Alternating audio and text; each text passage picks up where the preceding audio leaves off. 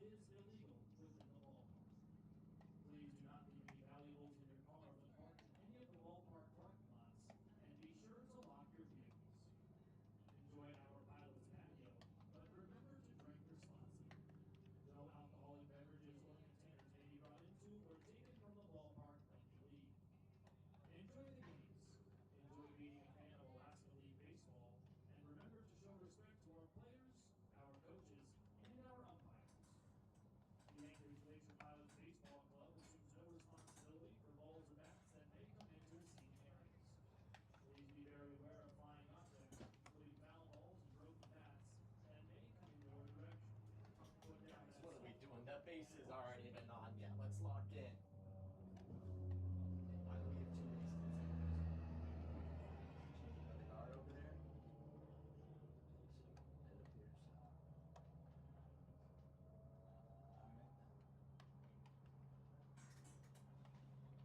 You don't look ready to start an Anchorage. It's gonna take 10 minutes to change a base. How long and how many views does it take to change a base? It's now time to take a look at the starting lineup for the pitching ball from the Anchorage Bucs.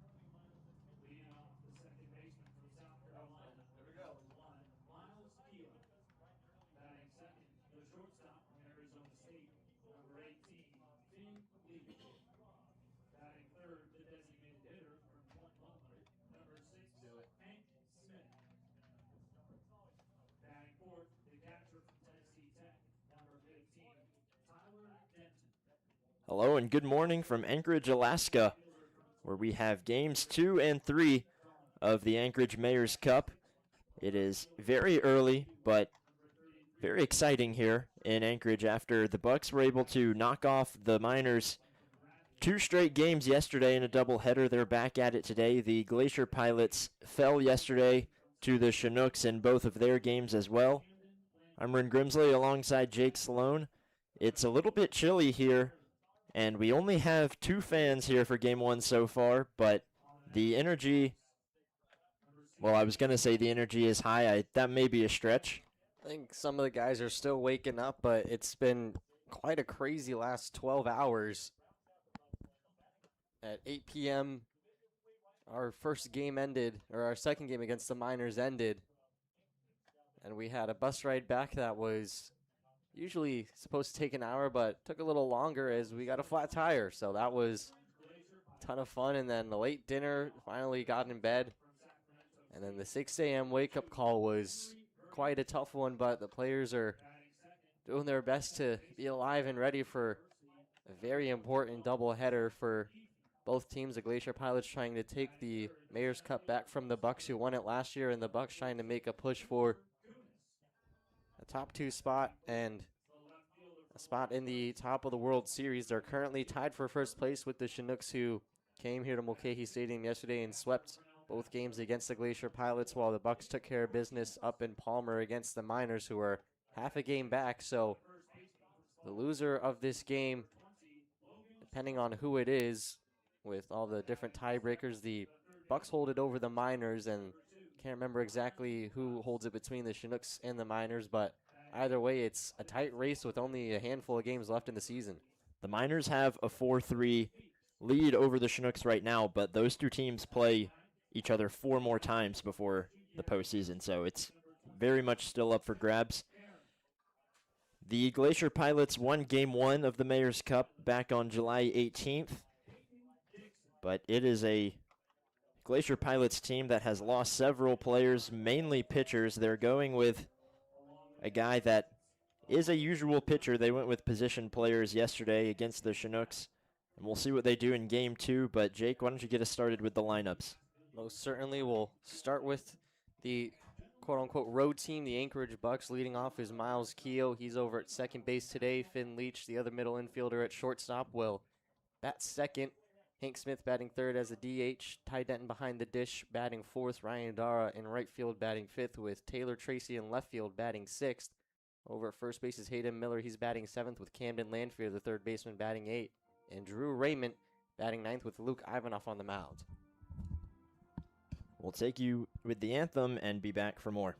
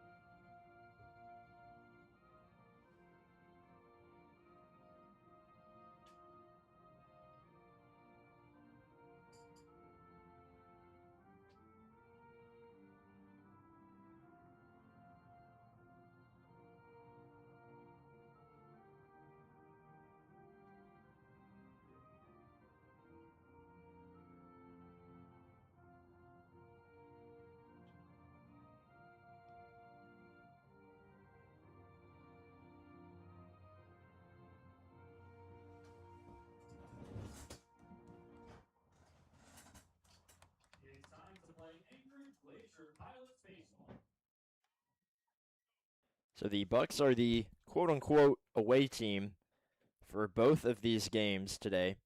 So they will be batting first both times. We just took you through the Bucs lineup. Now we will have the Glacier Pilots lineup for you. Looking pretty similar to when these two teams played just a couple days ago. Henry Verhamy, the shortstop, is leading off with Zach Kiefner, the second baseman, in the 2-hole.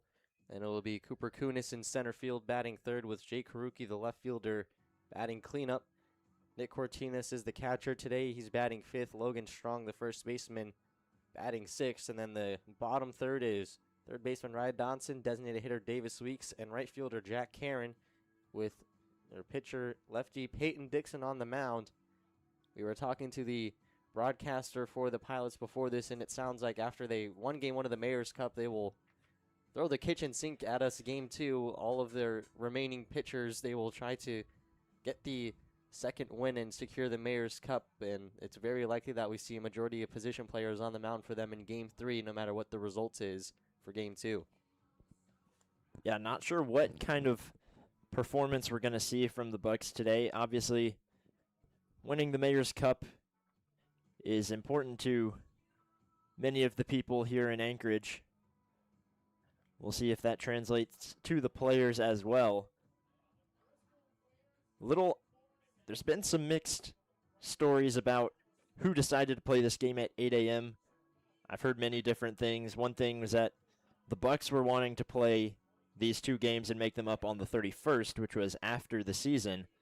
But the Glacier Pilots did not want to do that, so they suggested 8 a.m. today, thinking that the Bucs wouldn't bite on that, and instead they said, sure, why not?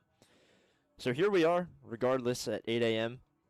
on a beautiful Sunday. We want to thank you for joining us and starting your day with the Bucs after potentially ending it with the Bucs yesterday. Had about a 45-minute delay last night, like Jake said, on the bus. Coming back, I'm wondering if the Glacier Pilots had something to do with that. You never know.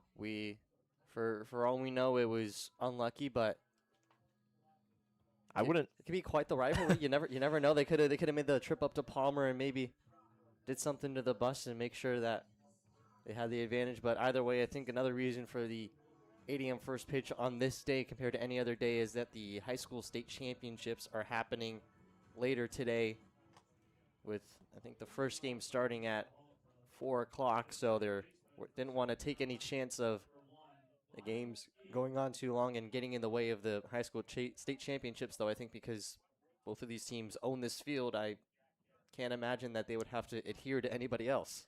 Yeah, there's high school Legion baseball going on. Basically travel ball, as we have Miles Keogh stepping up. He swings and misses at the first pitch for strike one. Peyton Dixon with a 3 ERA in 9 innings pitched has a pretty incredible walk to strikeout ratio. 4 walks to 11 strikeouts.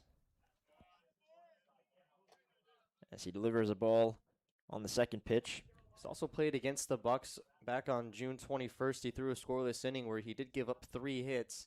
It's his only appearance against the Bucs. He actually also threw on July 18th, 2/3 of an inning, and didn't give up a run either.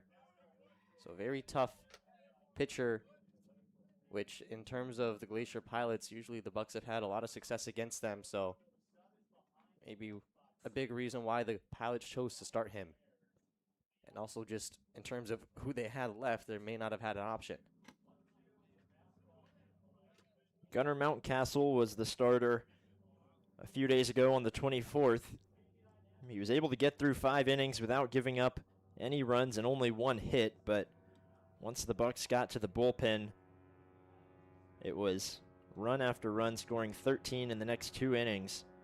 It was a 2-2 count to Miles Keogh.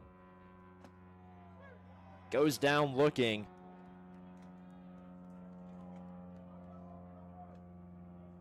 And Peyton Dixon gets the first out of the ball game on a strikeout looking. And even though the Bucs had a late night getting back after their doubleheader, the Pilots still had a doubleheader of their own to play yesterday, so it's not all of a guarantee that the Bucs are at the disadvantage, as both teams have played 2 games, though they ended around the same time because of the Pilots getting run ruled by the Chinooks. The game ended a lot earlier than originally anticipated. Finn Leach steps up. He was hitless yesterday as he fouls one back off the glove of the catcher, Nick Cortinas.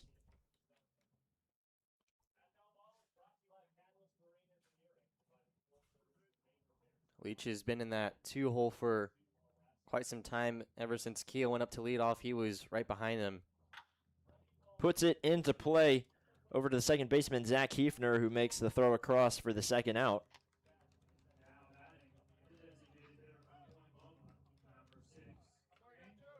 Another thing that we'll try to watch out for is that neither team took batting practice. Usually you get to the stadium about 4 or so hours if you're the home team before games, and you get to go through your full warm-up, but these guys got here just over an hour and a half ago, and obviously took some warm-up swings in the cages but didn't get to go through their full routine. So with both teams not able to do that, we'll see who it affects more. Hank Smith, the designated hitter, takes strike one from Dixon. Pretty much the same spot on the second pitch. Smith holds off and is downing the count 0-2. Bucs down to the final strike in the top of the first inning.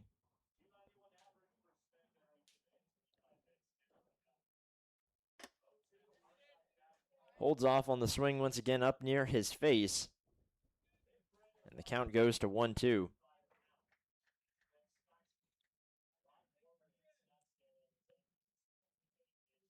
Peyton Dixon started his time with the Glacier Pilots very hot, had a 1.29 ERA in the month of June, and that has fallen significantly in the month of July with a 9 ERA. Only has 2 innings pitched in the month of July, though, so that was really just one outing where he gave up 3 earned runs.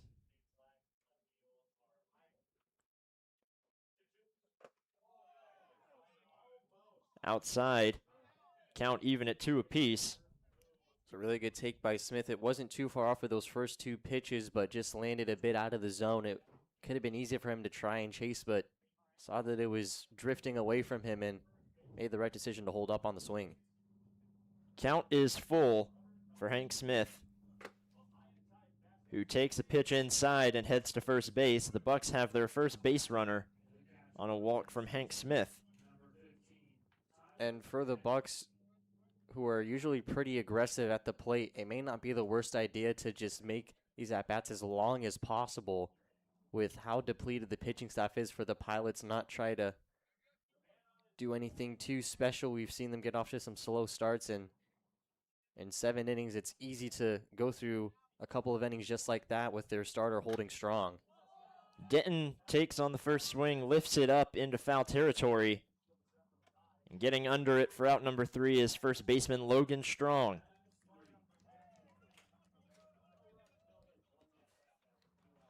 The Bucs strand a runner in the first inning. We will see Luke Ivanoff on the mound in the bottom when we come back.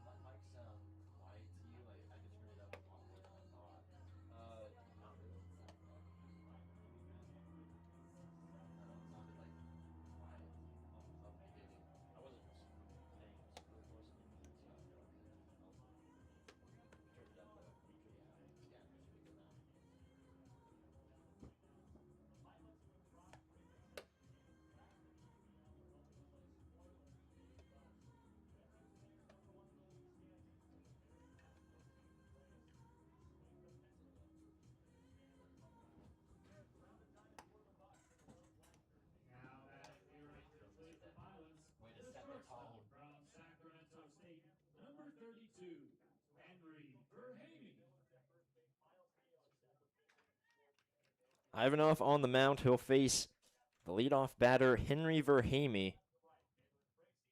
The Bucs not able to break through in the top of the first.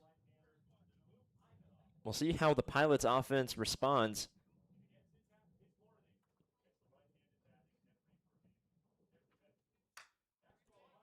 Immediately fouls one back for strike one. Verhamy had 6 plate appearances 2 days ago. Reached base safely 4 of those times off a single and double, and benefited from 2 errors over at third base, but with 26 combined run, it's hard to find somebody that didn't reach base safely multiple times in that game. Swing and miss. Ivanov quickly up in the count 0-2.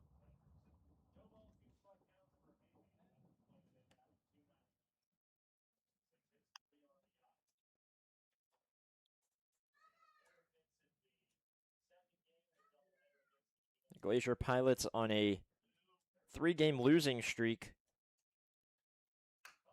Foul directly back. Oh my goodness. Nearly took out the camera. I'm not even kidding on when I say that. I think the camera is shaking in its boots right now. That might be the closest call we've had for the camera specifically, not just us. Obviously, the 4th of July where it hit us straight in the glass was scary for us, but that wasn't as close to the camera as that one was. Well, if the coffee didn't wake me up, that certainly did. Foul back again. Hello. Hey, Henry, I chill out. Don't know what we did to Henry Verhamy, but he's sending a message. I was watching a video on the bus last night about how there were 10,000 more foul balls in the MLB in 2025 than in 2000, and how the number of foul balls has slowly risen every single year. But I didn't get to the conclusion of the video because we got back to Mulcahy. But so I don't exactly know what that means for the game, but food for thought. 0-2 inside.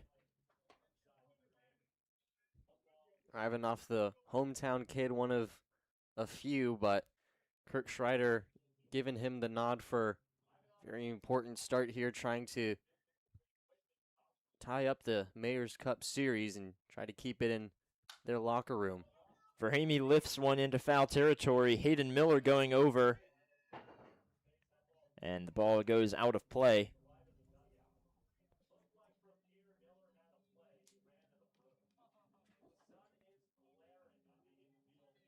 Usually the sun is over on the right side of the field, and the players on the left side, the third base, shortstop, and left fielder, are having to deal with the sun. But since it is the morning, it's on the other side now, and the first base, second baseman, and right fielder are having some trouble seeing with the sun. Swing and miss. Both pitchers strike out the first batter they face.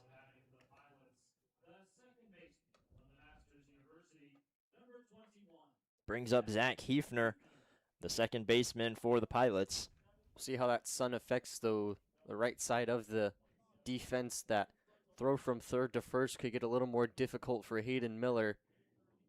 But it seems like the right side of the field has been the more reliable side on defense for the Bucs this season. You wonder if that's because of the sun or just the caliber of defenders we have over there. So very interesting, especially for Miles Keogh. He's made a couple of nice plays the last few days. Hopefully the sun doesn't affect that. Swing and miss on the second pitch from Hefner. But if Ivanov keeps getting swings and misses, we may not have to even worry about that. He's gotten several thus far. A 1-1 count with one out. Outside. Ivanov played in the first game of the Mayor's Cup back on July 18th, 8 days ago. Threw an inning and gave up 1 run, but it was unearned. Only thrown 7 innings so far, has 5 strikeouts and a 7.71 ERA, but most of that damage was done in that run rule loss to the Pilots. Lifted into center. Dara there to make the grab for out number 2.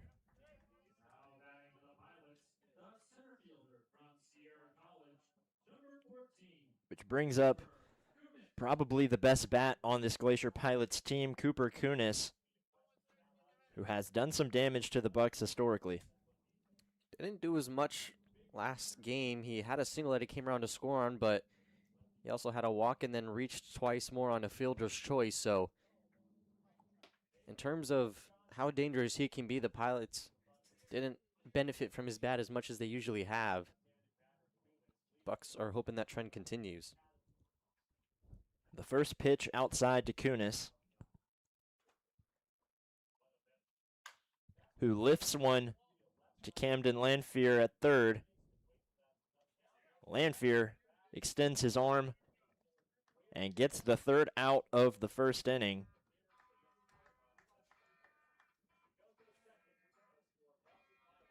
The Bucs back on offense. Ryan Dara will lead off in the top of the second, and we come back on the Bucs YouTube channel.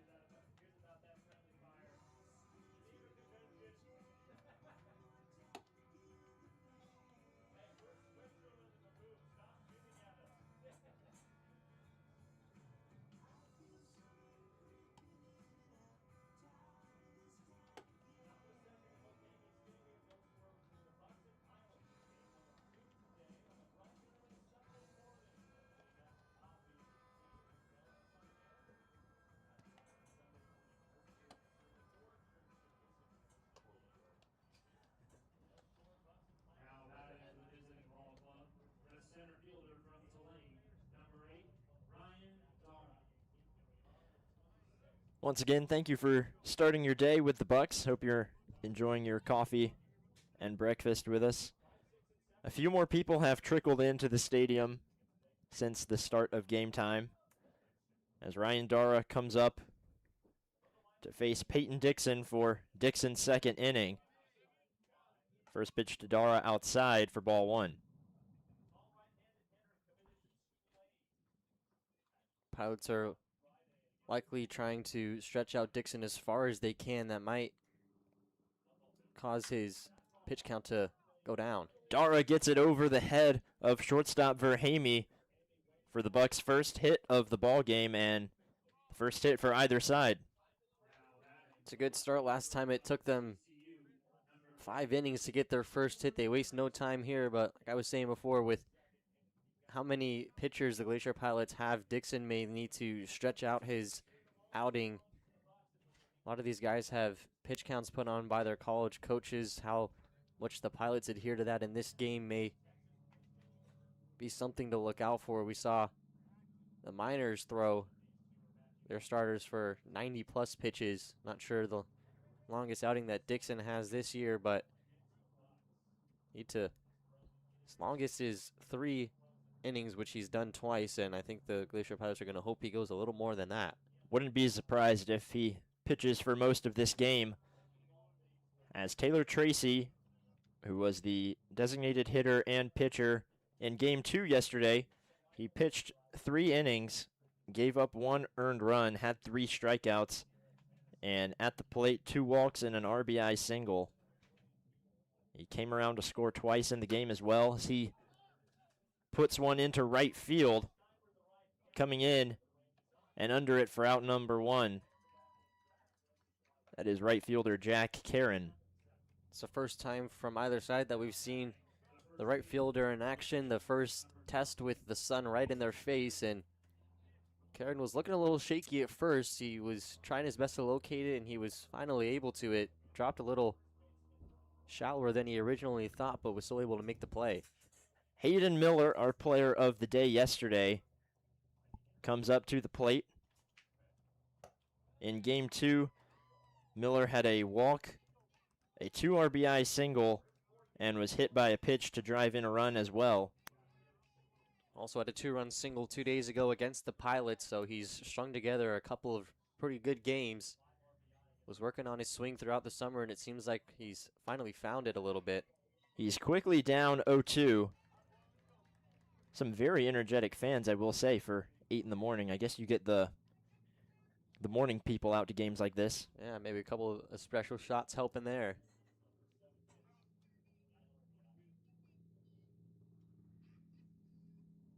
Dara goes, swing and miss, strikes out Miller, but the ball goes into center field. Dara didn't see it in time to make a move over to third. But Yeah. another stolen base for the leader in the ABL in stolen bases. I believe that's number 17, and there was a small window where he could have tried to make a break for third, but I think you're right, he didn't see it in time or wasn't able to get up to his feet by the time Cooper Kunis finally got to the ball. Dara is fast, but I don't think he's that fast to be faster than a throw, so probably a good idea to hold up. But first runner in scoring position for the Bucs. We'll see if Camden Landfair or Andrew Raymond can help bring him across home plate. With 2 outs, Camden Landfair up at the plate. He did not play yesterday. First pitch to him way up high for ball 1. Yeah, Landfair didn't play in either game yesterday. It's a crowded infield with how many great players that the Bucs have. He started 2 days ago against the Pilots, drew a walk, and then fouled out to first base before Hayden Miller came in the 6th inning and hit that 2-run single. And the day before, he had 2 strikeouts and reached safely on a fielder's choice.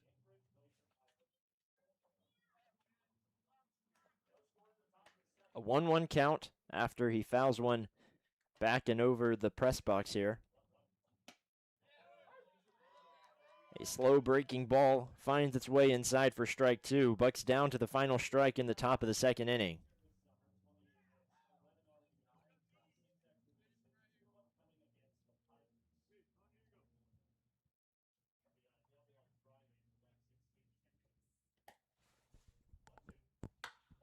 Landfair puts one into left center, but over and making the grab is left fielder Jake Haruki. Thought it might have a chance to get down. Not quite, as the Bucs strand another runner. We are scoreless going into the bottom of the 2nd. Luke Ivanoff back on the mound here on the Bucs YouTube channel.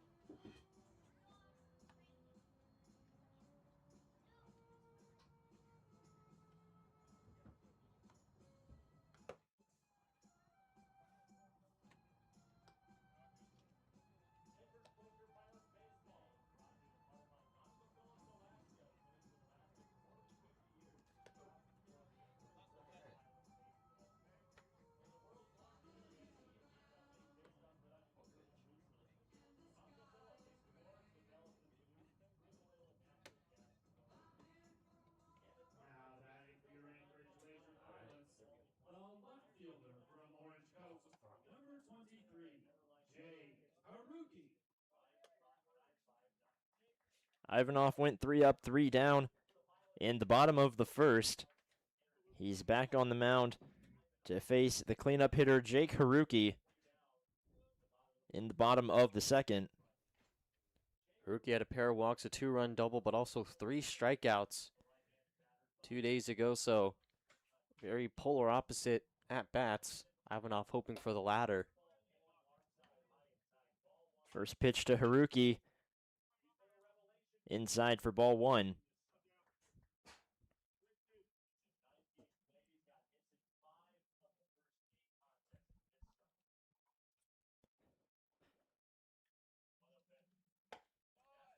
Just a little bit low there for ball 2. Did not miss by much. Yeah, I was just going to say that was a very close ball, too. If the first pitch that Ivanov delivers is a strike, there's a chance that Haruki just tries to protect the plate on that one, but now Ivanov going to have to pitch from behind. Puts into play and into left field.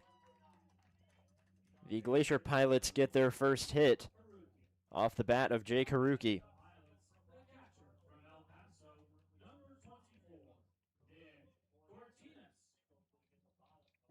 The Bucs did the same thing in the second inning with Dara hitting a leadoff single. Ended up stranding him at second with no outs. Brings up Nick Cortinas, the catcher.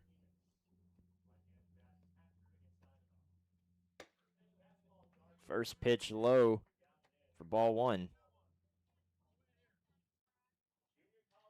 With the Bucs having a much larger pitching staff still here in Anchorage compared to the Pilots, it's safe to assume that their arms will have a bit of a shorter leash out on the mound. Ivanov needing to just shake off that leadoff single and focus on the batter in front of him and try to get one out at a time.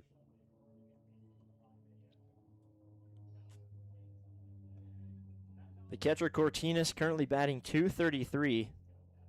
Has only 1 extra base hit on the season. That was a double.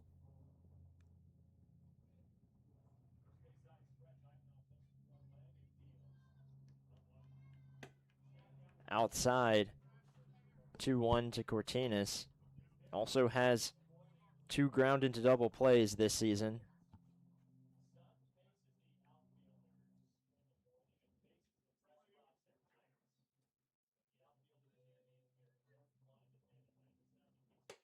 Way inside. A hitter's count 3-1 for Nick Cortinas.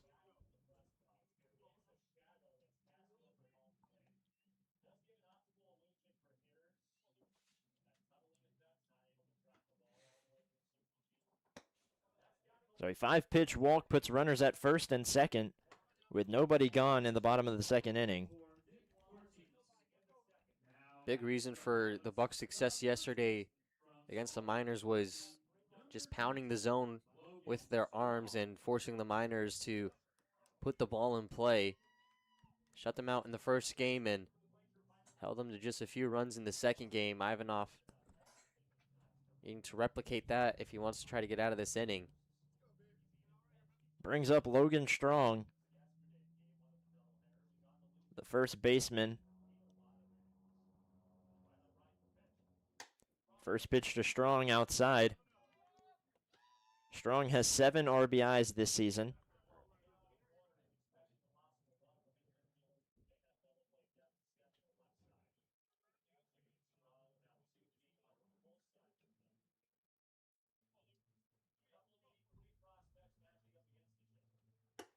Check swing. They'll appeal. Thought he went around, and he did. Yeah, with the 2 umpire crowd today, it's kind of difficult to get a 100% certainty call with the other umpire over at second base. Doesn't have the angle that he would have if he was over at first, but luckily Cortinas' first check swing was apparent enough to draw the strike call in. It's the only one that Ivanov has gotten so far.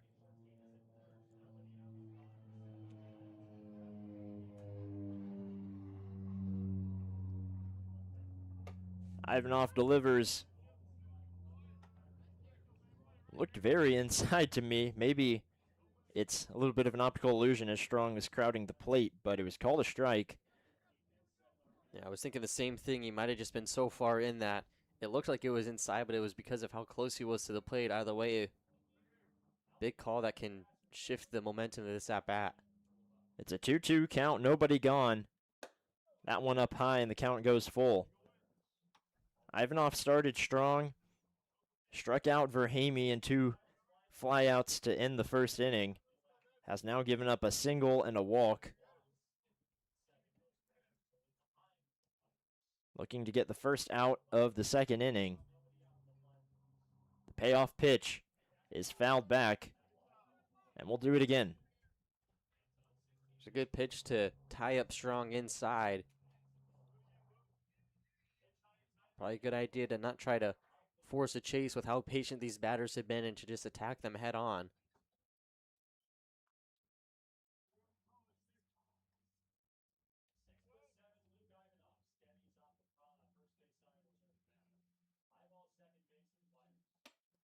Up high, and the bases are now full. Denton will come up to the mound to speak to his pitcher. Kurt Schreier will also make the walk out. Waves off of the infield and says this is a 3-man conversation between me, the pitcher, and the catcher. There's not a ton of action in the Bucs bullpen as it's just the second inning. But with how important this game is to try to avoid being swept for the Mayor's Cup, Kirk Schreider will certainly keep his pitchers on a tight leash to make sure that the game doesn't get too far out away from them. The Bucs are no stranger to playing from behind. The last time these two teams played on the 24th, the Bucs were down 7-0 in the 6th inning before making a massive comeback, winning that game 16-10, but that is certainly not a way to play every single game, putting yourself in that kind of hole.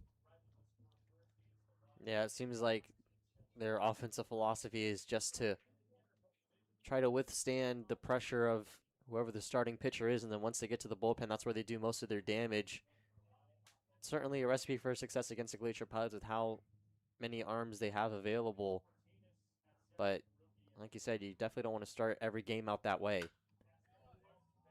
So Ryan Dodson, the third baseman, comes up with the bases loaded, fouls off the first pitch. Dodson didn't have a hit in the game 2 days ago, but he had a sacrifice grounder and a sac fly. So got a pair of RBIs by the work done in front of him in another similar situation. He's batting 190 with a 217 on base percentage. He takes the first ball low and has 8 RBIs on the season.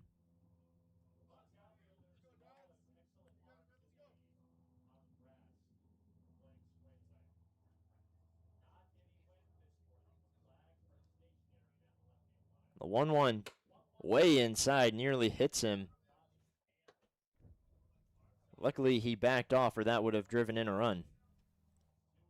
Yeah, that was too close for comfort. The big thing for Ivanov is to, if you give up a run, you don't want it to just be a free pass. You want to make them earn it.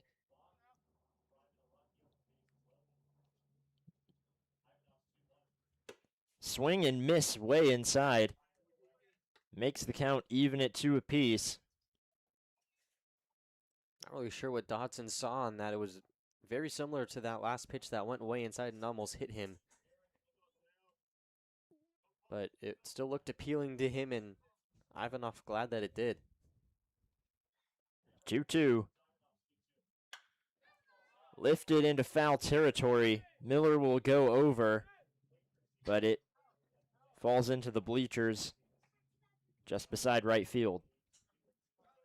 Yeah, definitely a much smaller foul territory compared to yesterday, where the Miners have a good 10 to 15 feet between the foul line and any part of the stands. It goes all the way down. It's not like this ballpark where you have that type of room from the foul line to the bullpen, but it gets smaller and smaller the more you go down the field. Had a potential to be in play if we were up in Matsu.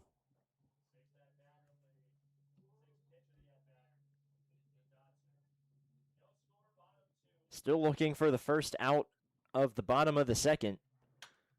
Another one lifted into foul territory on the right side. Miller going over, but just out of his reach.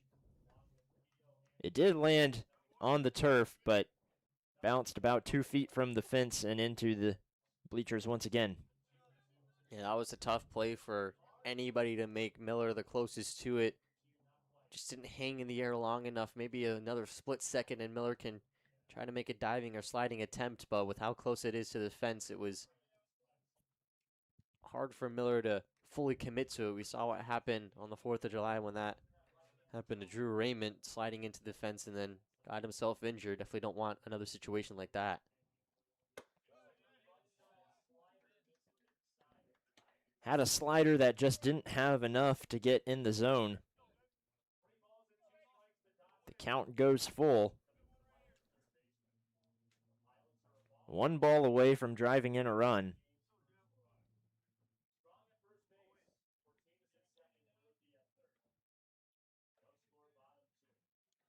The payoff pitch from Ivanov, way inside. And the Pilots take a 1-0 lead in the bottom of the second. It's now 3 straight walks from Ivanov. He's really going to need to get his location under control if he wants to stay in this game.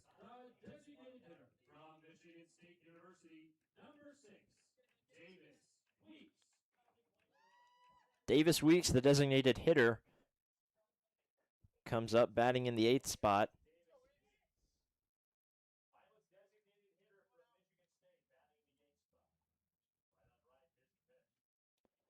That goes over the head of Denton.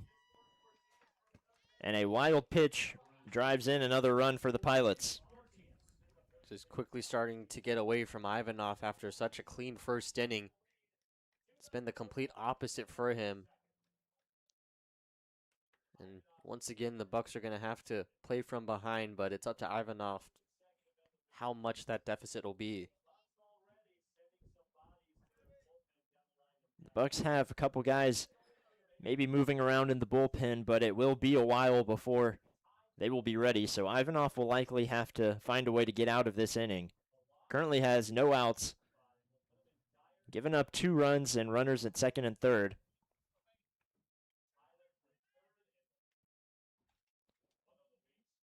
One 0 count to Weeks inside, makes it 2-0.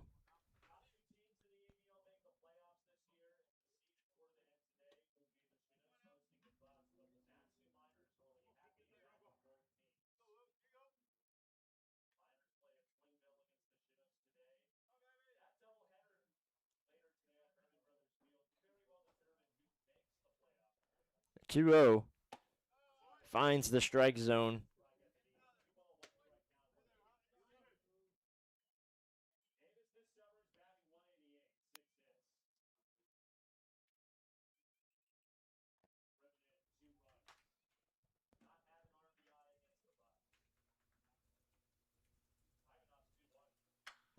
Lifts, foul.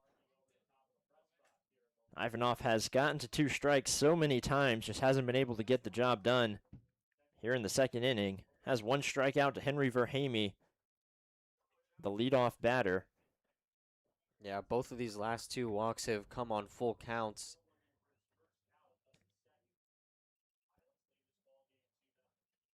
Swing and miss. Ivanov able to retire Davis Weeks and get the first out in the bottom of the second. Hoping that's just a big confidence boost for him, help him string a couple good pitches together. Try to limit the damage and get out of this inning. Still a manageable deficit. We go to the bottom of the lineup with right fielder Jack Karen. Takes strike 1.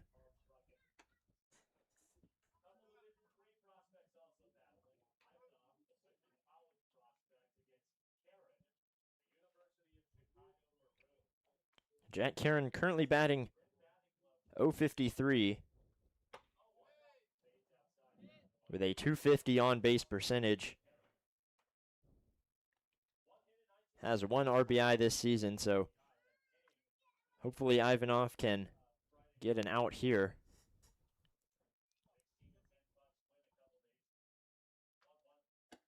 Outside 2-1. And a lot of the Bucs' success in terms of their pitching staff is come by attacking batters and forcing balls to be put in play. They're third in the ABL with 212 strikeouts, which is kind of in that middle area, but it's because that they've pounded the zone so much. Batters are swinging and putting balls in play. It's just what Ivanov needs to do here instead of letting the batters just sit back and watch ball after ball fly by and then get a free first base. Karen is yet to swing. 3-1 count.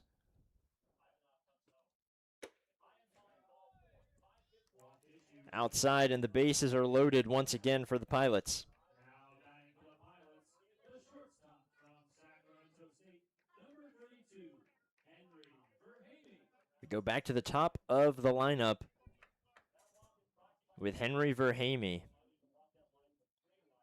Verhamy struck out to start the game.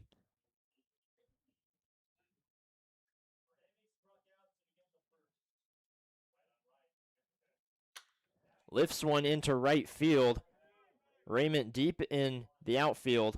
That will likely score a run. He'll try to make a throw, but it won't be enough as the Glacier Pilots take a 3-0 lead. Raymond has arguably the strongest arm of any outfielder on this team, but even that one was too deep for him to try to throw out the runner. So lining for Ivanov is he's just 1 out away from getting out of this inning. Ryan Dodson at second also tags up, moves to third. So runners at the corners with 2 gone for second baseman Zach Hefner.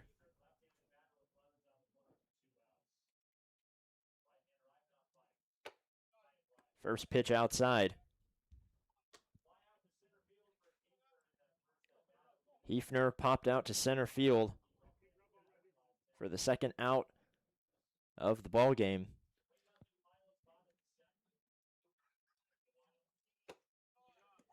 Fastball down the middle for strike 1.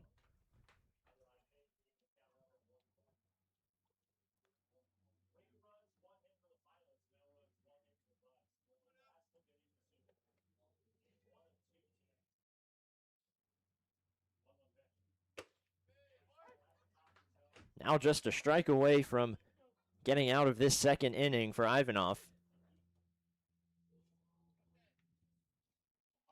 What started as a single and then 3 straight walks, he now has a strikeout and then a pop out to right field.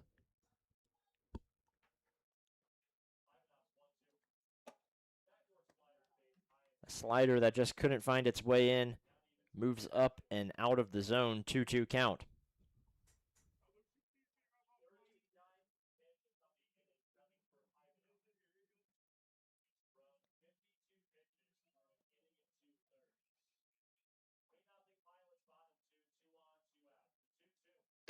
Outside, count goes full.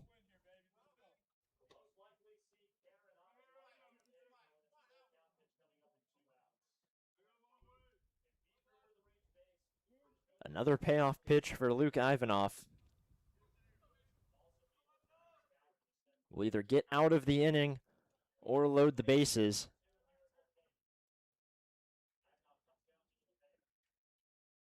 The runner goes, and that's low, and loads the bases once again.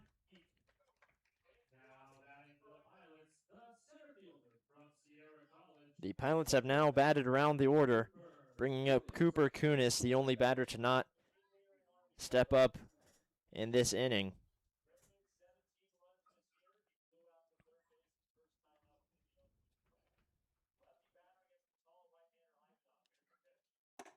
First pitch outside.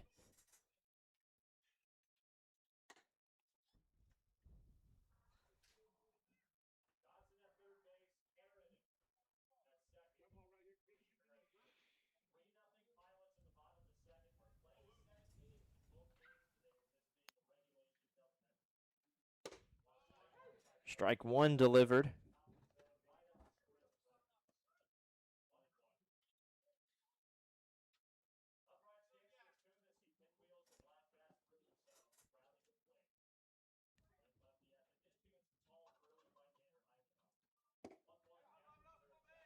Down low, 2-1 count. Kunis popped out to end the first inning to Camden Lanphier at third base. This is one of the last batters that the Bucs want up to the plate. One of their best hitters with the bases loaded. It's a big at-bat and a chance for Ivanov to get out of this inning. Outside, 3-1.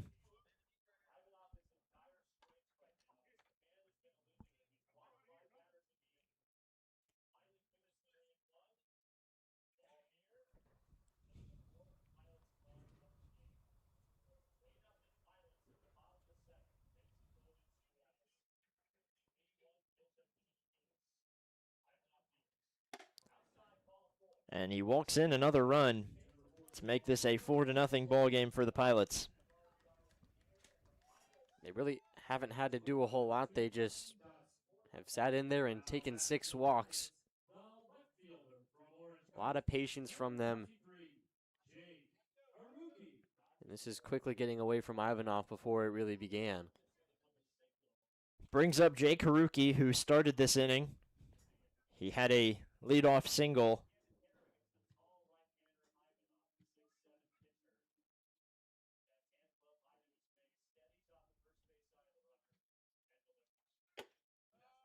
Delivers a first pitch strike.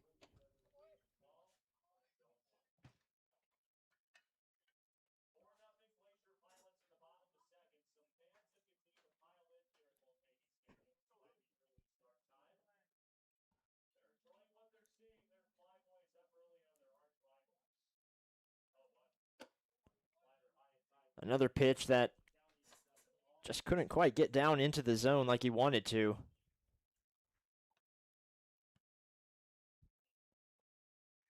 Has been a bit of a theme for him so far, really just in this second inning.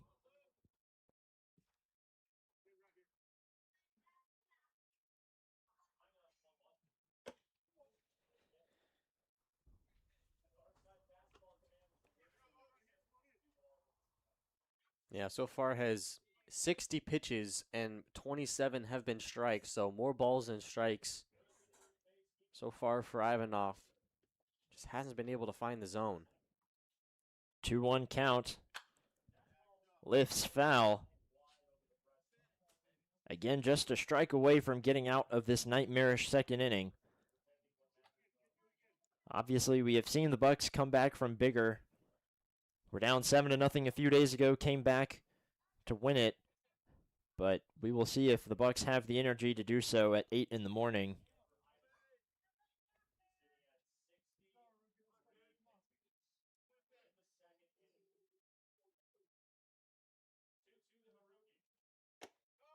Gets him looking to end the second. Can finally take a deep breath. The Bucs offense now has some work to do in the top of the third. It will be the 9-hole hitter Drew Raymond to get things going when we come back.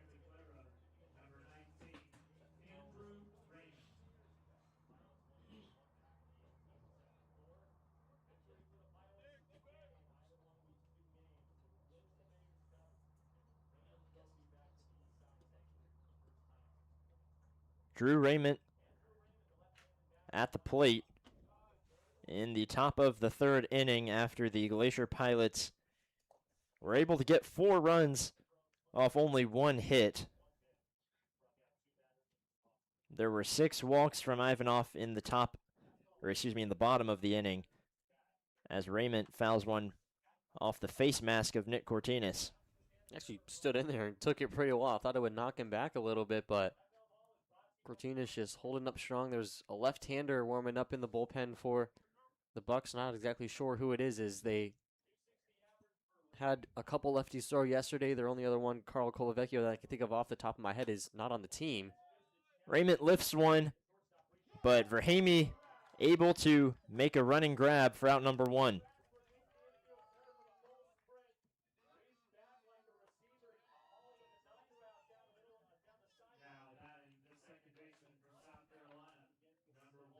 Looks like it'll be Wyatt Schottle warming up, the last left-hander available for the Bucs. They had Caleb Okada and Taylor Tracy throw yesterday. Carl Colavecchio no longer with the team. Keogh lays down a bunt, but it just rolls foul.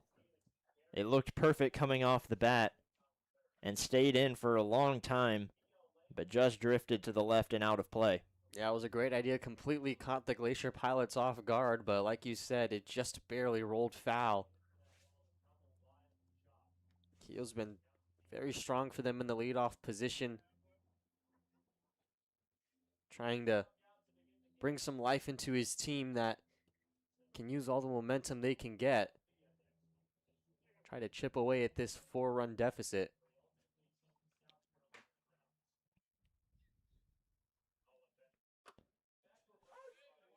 Strike 2 delivered to Keogh. It's only a 7-inning game, so the Bucs not as much time to make a comeback as they normally would. This is just game 1 of a doubleheader today.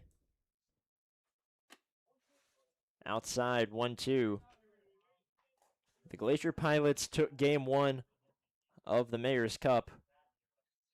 So if they win this first game, they will be crowned the Mayor's Cup champions. But we will still have game 2 to play. Keogh puts one into play. It gets past the third baseman, Ryan Dodson. The Bucs not going down quietly today. Yeah, that was on a line from Keogh. Dodson didn't have much time to react. Just a great job to get the first base runner of the inning, and he's hoping that the rest of his teammates behind him can continue. The second hit of the day for the Bucs. Despite being down 4-0, they lead in hits 2-1 as Finn Leach comes up and takes ball 1.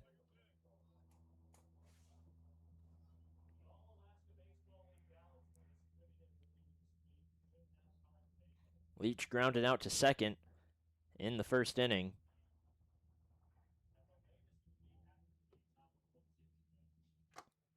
Tips into the glove of Cortinas for strike 1.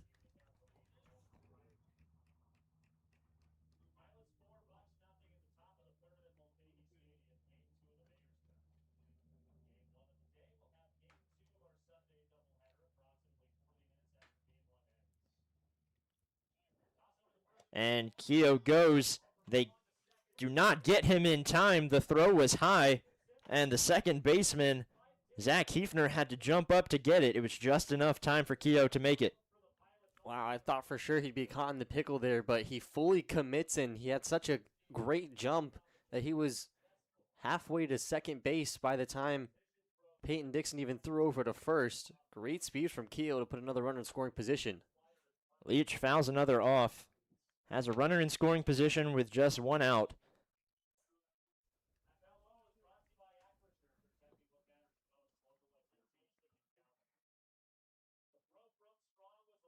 Finn Leach currently second in the ABL and runs batted in. Outside pitch, 2-2 count now. He has 21 this season, which is significantly far behind Brooks Hassencleaver of the Oilers with 27, but Hassan Cleaver is done for the season, so a chance for Finn Leach to tie that up. It might start here in the top of the third.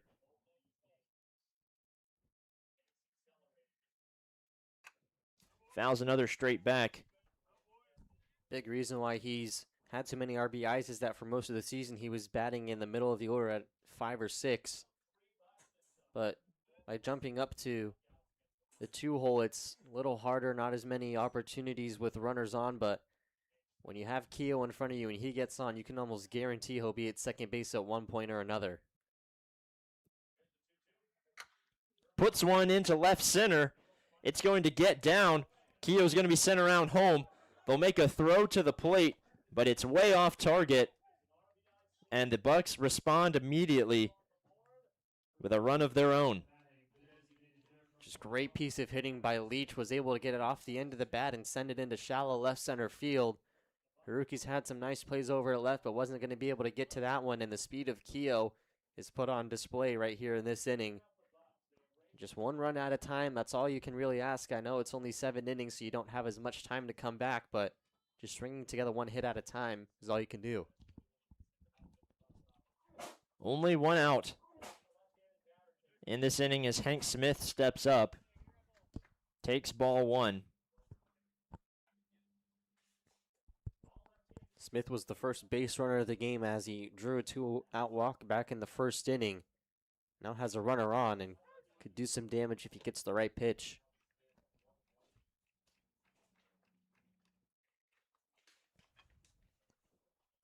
Smith had just a single yesterday in both games, and then 2 walks in game 2. Now down in the count 1-2 after taking 2 straight strikes. Was in a similar position in his first at-bat, but stayed patient, protected the plate, and eventually drew a walk.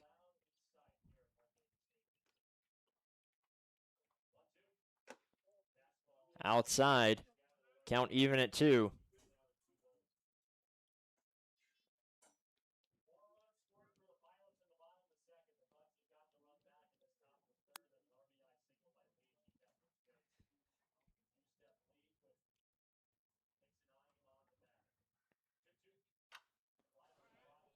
Smith puts his bat out to just foul it off and get contact, and he does so, sending it to the parking lot.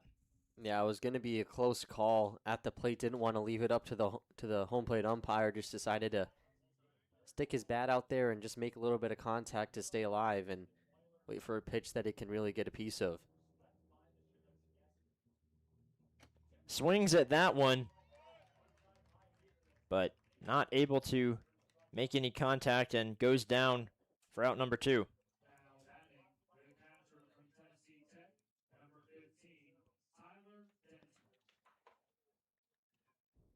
So after the Chinooks basically only faced position players on the mound yesterday against the Pilots, Denton has fallen to second in batting average behind Austin Young of the Chinooks. Young improved his batting average by about 40 points.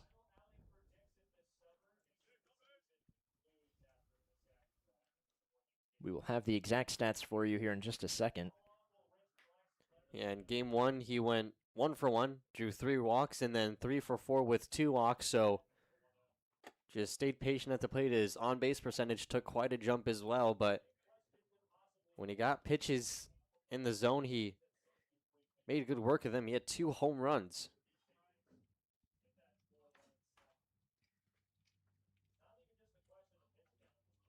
His first 2 home runs of the season. Swing and miss from Denton for strike 1.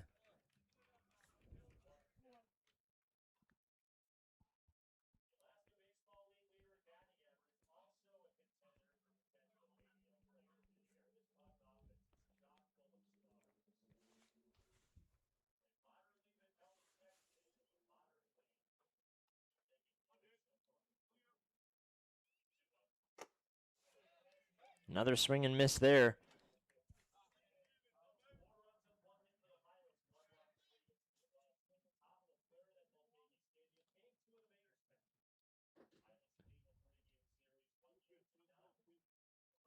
has a wrist guard on his left hand after he took a pitch right on it yesterday, was icing his hand between the games, and it was kind of a surprise to see him back out there for game 2. But he's out there once again, so seems like he's okay. Den puts one deep into left field. It's just a little bit foul, but oh my goodness, had the distance. No, it would have been no doubt about it if it just stayed fair. That's almost as close as you can get it. Wound up in the Bucs bullpen, but if Denton's not as early on it as he was, that's definitely over the left field wall. He already has 2 this season. That would have been a big one to steal some momentum back and trim the deficit tremendously. He chops another foul down the third base line.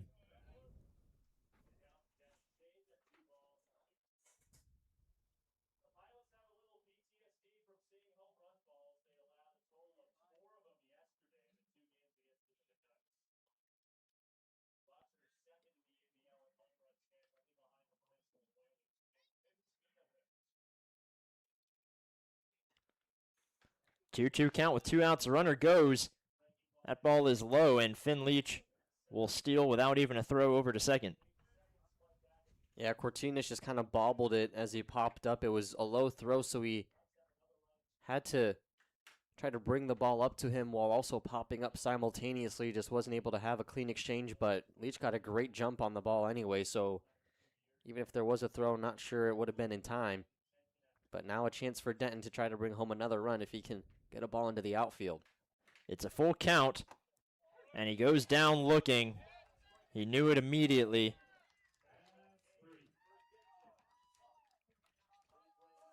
So 2 straight strikeouts from Peyton Dixon to end the inning. The Bucs respond with a run after giving up 4. We'll be back for the bottom of the third here on the Bucs YouTube channel.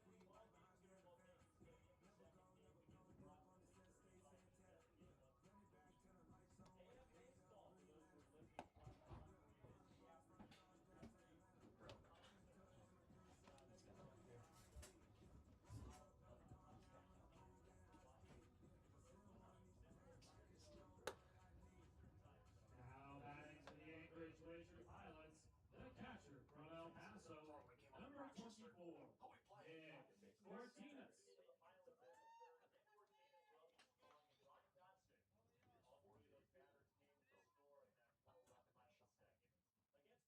Ivanov on the mound for the third inning. He had a forgettable second inning, giving up 4 runs and 6 walks. Gives up a hit up the middle on the first pitch to Nick Cortinas. Now batting for the Pilots, the first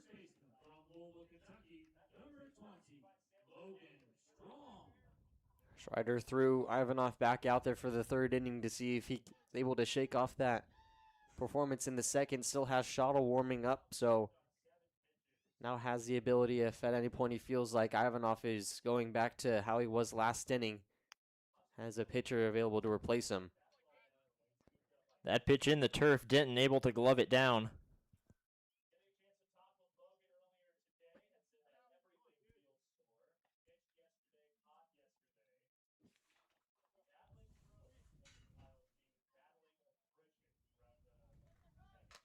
Throw over to first.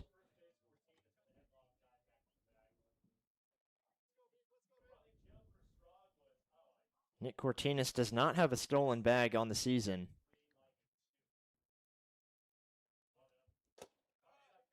Another pitch that, I think it was to Logan Strong last time where it looked way inside, but he was so heavily crowding the plate that it was actually in the zone. And Ivanov recognizing that again and going right back to that spot. Seems like if Strong crowds the plate again, Ivanov will know exactly where to go. He's already done it twice so far.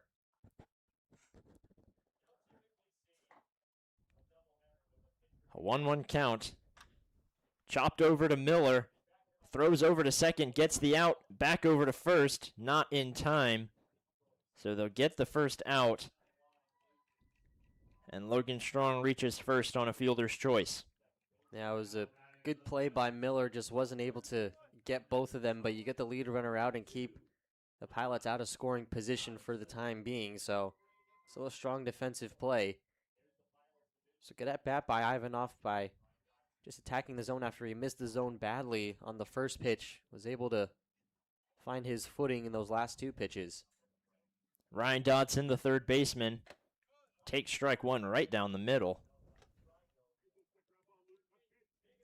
And it's not like Ivanov was missing the zone completely in the last inning. He had 4 different at-bats with 2 strikes, but 3 of them resulted in a walk and 1 was a swinging strikeout. Swing and miss, down in the count 0-2.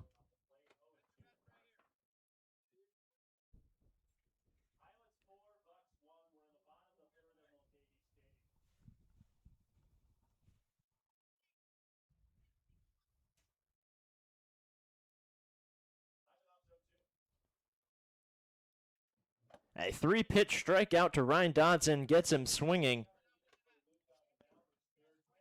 Ivanov finding a little bit of control once again in the third.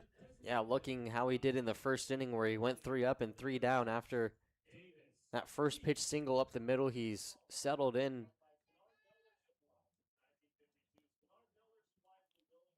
Davis Weeks was the first out of the second inning. He struck out then.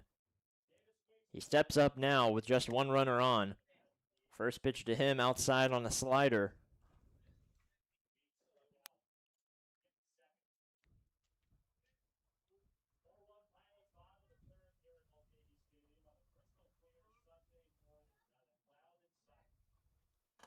Swing and miss. I thought that Weeks might have gotten a piece of it, but it gets behind Denton, and the runner Logan Strong will advance to second. Yeah, I guess the sound that we heard was it just hitting the end of Denton's glove. He wasn't able to fully get onto it. It's a great pitch by Ivanov to get the swing and miss. Denton just not expecting it to be as far outside as it was.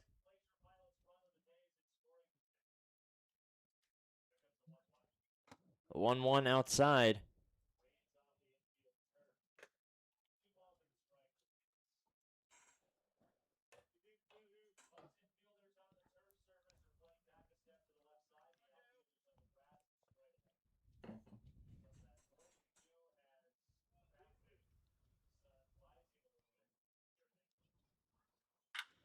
Puts into left field. It'll get down for a base hit. The runner coming around. The Bucs were able to put one up in the top of the third, but the Glacier Pilots respond with one of their own. Just shows how costly that passed ball was. It's likely that it's not, instead of a runner scoring, it's either a runner on first and second or first and third, with Ivanov still able to try to put up a 0, but instead the Pilots respond with a run of their own in the bottom half of the inning. Now chopped over to Lanfear at third. He'll make the throw across, scooped up by Hayden Miller to get the third out. The Bucs back in the 4-run hole that they started in just a few innings ago. We head to the top of the 4th. Your score, Pilots 5, Bucs 1.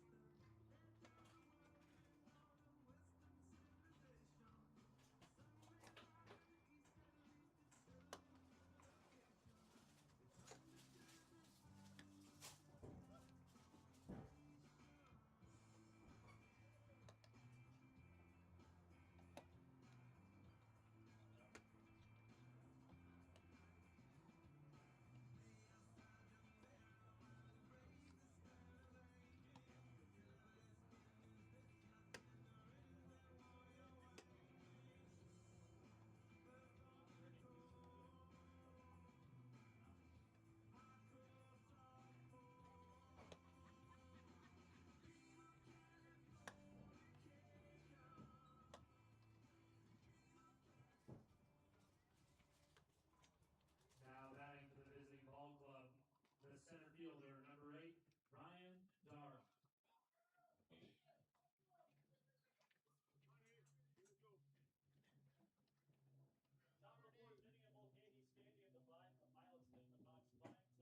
Ryan Darr leads off the inning once again. He faces Peyton Dixon out there for his 4th inning. Pitch outside, 1-0. The Pilots put almost entirely position players on the mound yesterday against the Chinooks so that they would have pitchers available in today's game, or I guess today's games, I should say, and for a chance to win the Mayor's Cup. So far, that strategy has worked out for them, as Peyton Dixon has only given up 1 run. Dara lifts one foul for strike 1. He's also only thrown 53 pitches, with seeming like a lot of these guys have their limits set by their college coaches around the 80-85 pitch mark. Could certainly get through 4 or 5 innings if he's able to maintain the pace that he's currently on. Sending another one foul on the right side. Count even at 2. We've seen the Bucs come back from much larger deficits, but they're definitely not making it easy on themselves today. Both of these teams with 3 hits, though the Pilots with much more to show for it. Dara puts one up, going to the right side, but foul once again into the Pilots' dugout. Both these teams with 3 hits, the Pilots much more to show, so they currently lead 5-1.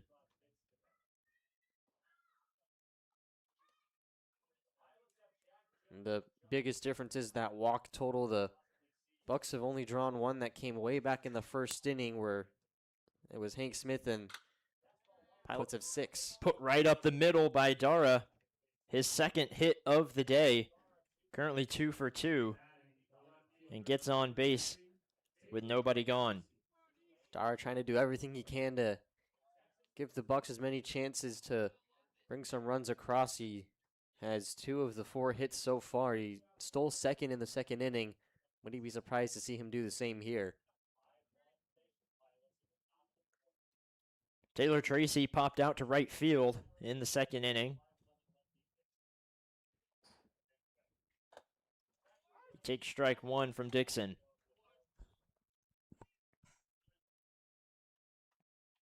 Dixon has thrown a lot of breaking balls so far. Dar is able to get a good enough jump on one that he throws, it could be a very easy stolen base for him. We've already saw one pickoff attempt be unsuccessful because of how fast Keo was. We'll get another, but Dar not as big as a leadoff as Keo had. I'm still kind of shocked that he stole a base during that. It certainly didn't look like he would be able to. But a bad throw from first baseman Logan Strong allowed him to in time. Tracy lifts one into shallow center.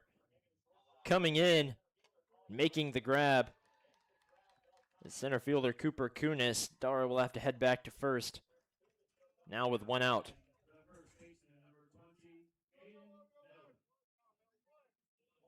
Hayden Miller struck out in the second.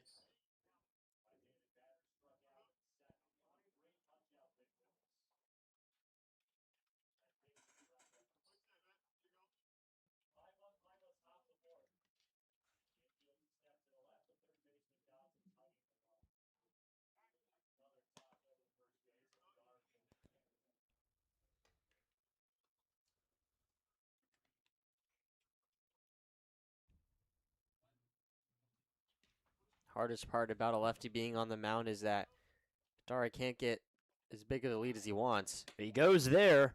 The throw not in time and a little off target. His second stolen base of the day. And the, if I'm counting correctly, fourth stolen base of the day for the Bucs. Yeah, in the last couple of games, they've been much more aggressive on the base pass. They were, outside of the Pilots, the team with the least amount of stolen bases. They're still kind of towards the bottom, but certainly making up some ground with how aggressive they've been lately. I guess they feel like they can run on Nick Cortines. They have been able to so far. Enter the game with 50 stolen bases, which is fourth in the league, but Pilots are in fifth by quite a large margin with only 25. Now that total up to 54. Oilers are in third place with 57, and with no games left on their schedule, the Bucs could certainly slide into third place. A 2-1 count to Miller.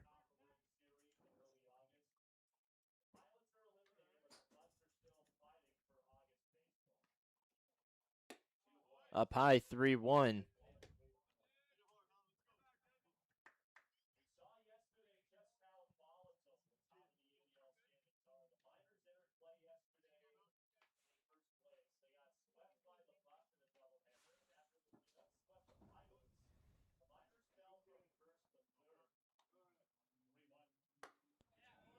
Breaking ball finds its way to the outside of the plate. Full count for Hayden Miller. Just wasn't able to pull the trigger on the backdoor slider that started in the other batter's box and just cut back in before Miller could pick the bat up off his shoulder. And that comes in and hits the batter. Hayden Miller's second straight game getting hit by a pitch. Yeah, and his one yesterday was pretty comedic. You could just see the disappointment on his face that he got tagged by another ball. He led the Missouri Valley Conference in hit by pitches this year, that now being his 7th of the summer, so the trend continuing for him into the ABL. I think one of the few trends that he hoped wouldn't. But now 2 base runners for the Bucs and a chance to string together a couple of hits and try to make another dent in this deficit. Camden Lanphier steps up with one out. Takes ball 1.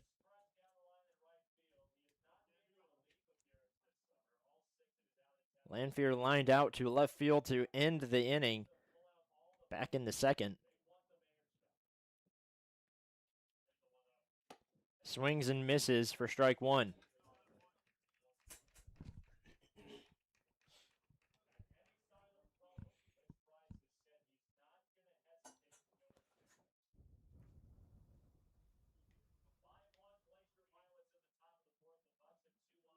One ball, one strike, one out.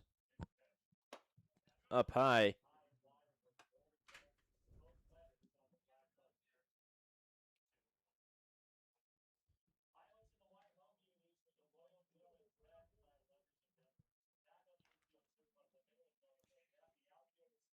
Lanphier batting .259, has 11 RBIs this season. The throw back to second. Dara was a few steps off the bag and shifting his feet as if he was going to make a move to third. Hefner was starting to back away from the bag as soon as Dixon turned, so there wasn't much of a play to try to tag him out. But Dara trying to get into the head of Dixon, mess up his timing. It's worked so far. Misses the zone by a hair, 3-1 count to Lanphier.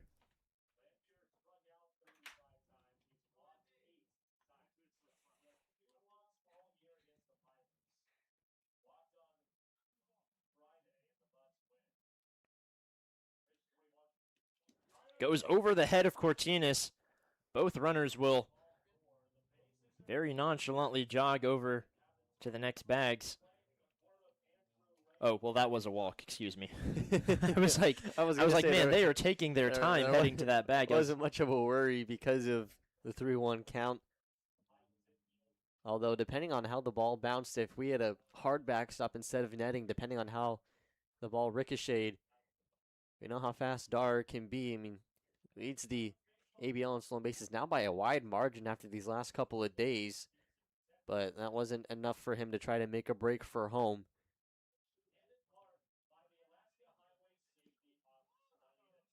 So the tying run comes up to the plate in Drew Raymond with only one gone. Dara at third, Miller at second, and Lanphier at first. Raymond was able to hit a 3-run bomb just a few days ago against the Pilots.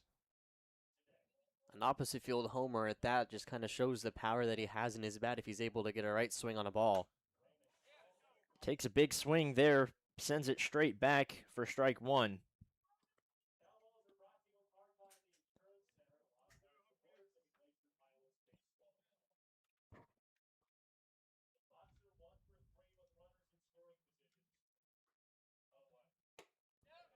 Takes there. Had some movement on it and found its way into the zone for strike two. Yeah, that's a hard pitch to be able to see all the way through. It started kind of in on the hands of Raymond and just cut back into the zone. Now he's going to have to protect the plate the best he can. Outside, 1-2 count.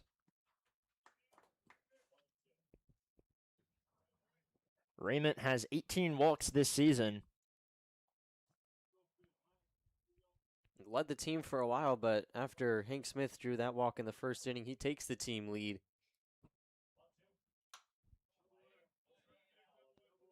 Sends another ball foul.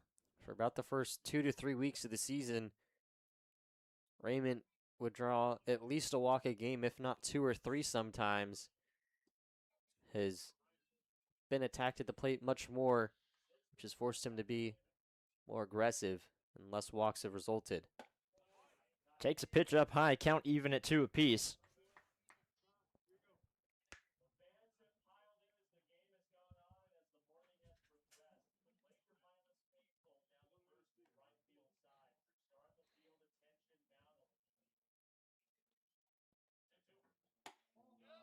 Just a little bit outside. I thought for sure he was about to go down looking. Yeah, the pitch, it started off with the plate, and Cortinas did a really good job to bring it back in, but I think I agree with the home plate umpire on it. It just landed too far inside, but it had some wicked movement on it. So a full count walk to Drew Raymond brings in a run. The Bucs have been able to respond every time the Pilots have scored. Now if they can keep this rally going with Miles Keogh. He singled and came around to score just an inning ago. Trying to continue the way he sees the plate. He puts one over to Verhamy at short. They'll look to turn a double play, and they will get him just in time.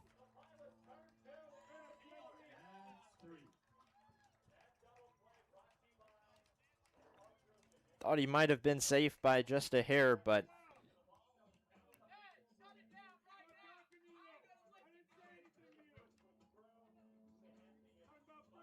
So the Bucs respond with a run.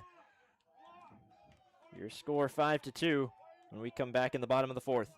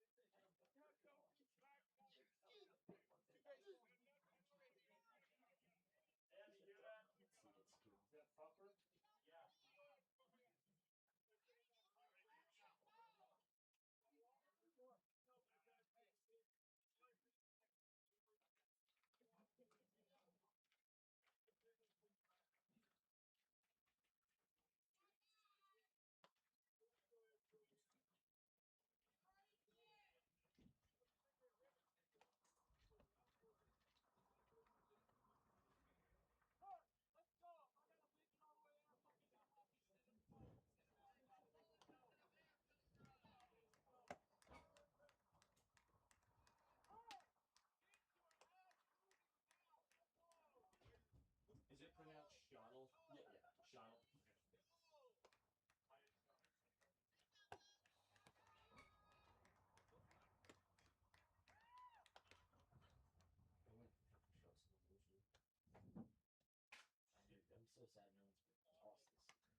Now pitching for the visiting ball club, the left-hander number 34, Wyatt Shuttle.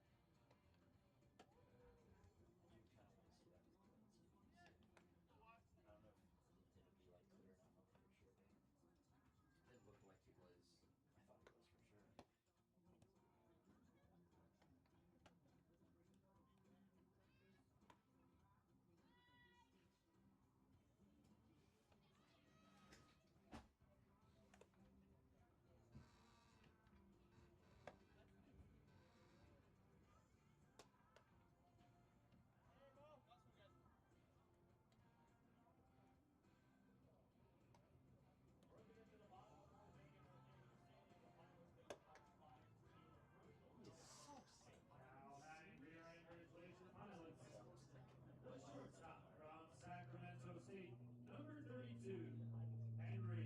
So we went back and looked at that double play. We have pretty strong evidence to believe that Miles Keogh was safe. Yeah, you saw Kirk Schreider strut out during the break-in, give the umpire an earful, and I don't blame him. I thought it was a lot closer, but looking back on it, Miles Keogh was definitely safe, and it wasn't that close. Obviously, the umpire didn't have as close of a view as he usually does being over at second base, but that was not as close of a call as I thought it was. It's hard to blame Kirk Schreider for not giving the umpire a piece of his mind. Lifts into deep right field. At the warning track, Drew Raymond makes the grab, and with the excitement there in the top of the fourth, Wyatt Schottel comes onto the mound in replace of Luke Ivanoff. Yeah, outside of that second inning, Ivanoff wasn't too bad, but just those 6 walks and 4 runs given up in the second inning really put a blemish on his outing. Finished with 3 innings pitched, 3 strikeouts, 6 walks, and 3 hits where he gave up 5 earned runs. And now Schottel, who has only thrown 5 innings this season, makes his first appearance since July 1st when he gave up an earned run in 1 inning against the Oilers. But the Oilers didn't have a single hit. So Schottel, who has struck out 5 through 5 innings, but has also walked 11, hoping he can find some control here in this outing to help the Bucs keep the Pilots off the scoreboard and give them a chance to continue to chip into this deficit. He gets the leadoff man, Henry Verhamy, on a deep fly out to right. Now Zach Hefner. 2 straight balls inside after a swinging miss. The Pilots currently lead 5-2.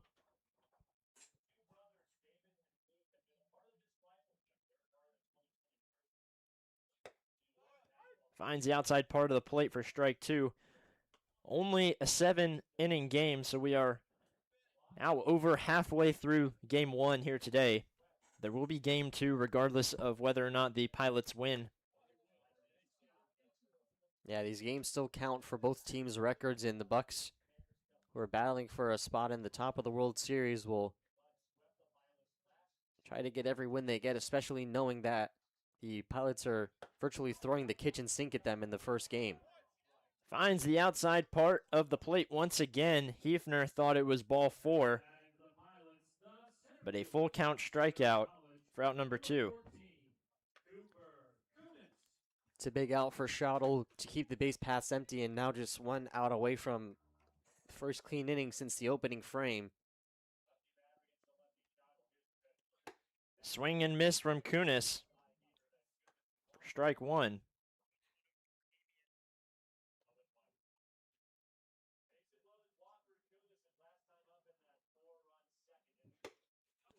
Another swing and miss. Just a strike away from getting out.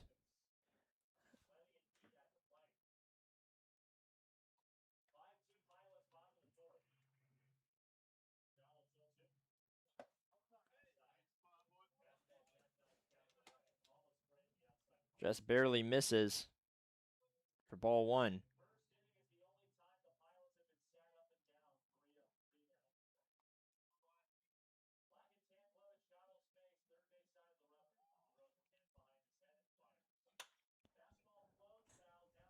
Lifts just foul.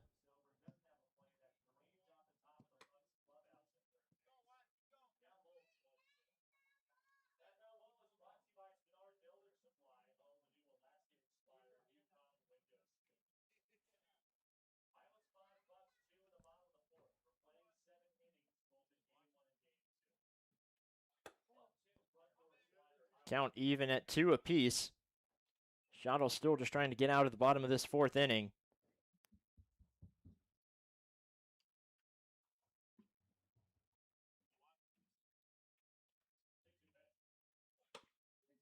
Outside count now going full.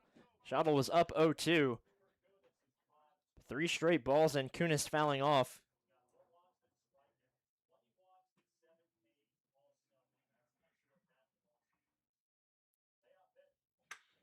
Puts it up the middle.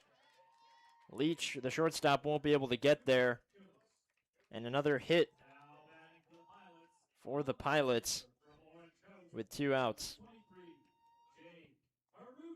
That was just a well-timed hit up the middle from Kunis to keep this inning alive. Schottel, for someone who has only thrown 5 innings, has had a pretty strong first couple of batters so far outside of that hit given up to Kunis, trying to limit it to just that. Way inside on Haruki for ball 1.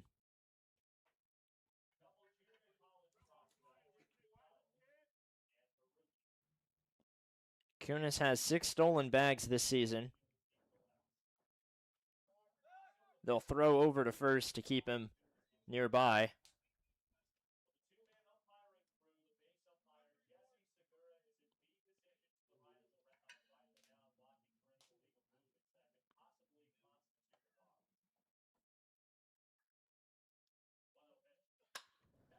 Lifted up. Miller in foul ground. Under it for out number 3.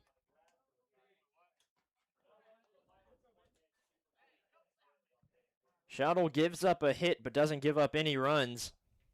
We head to the top of the 5th. Excuse me, the 5th here on the Bucs YouTube channel.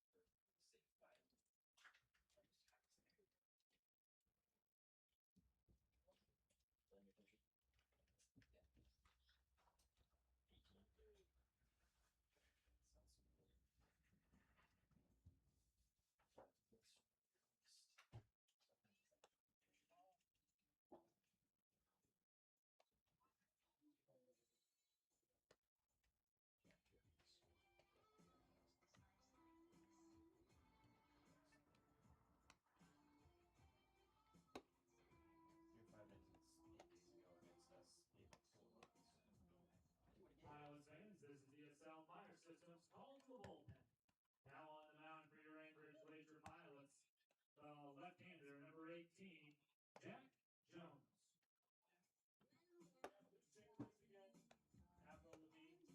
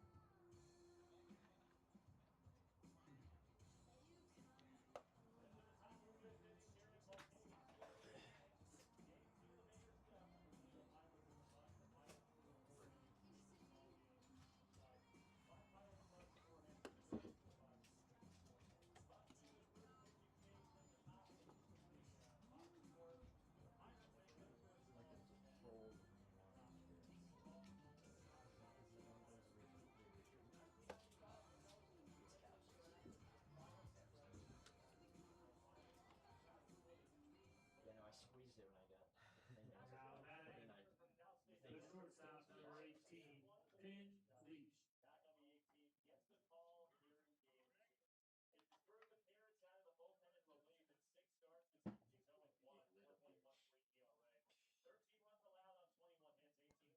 The Bucs have a scoreless inning, or at least they pitch one for the first time since the first inning.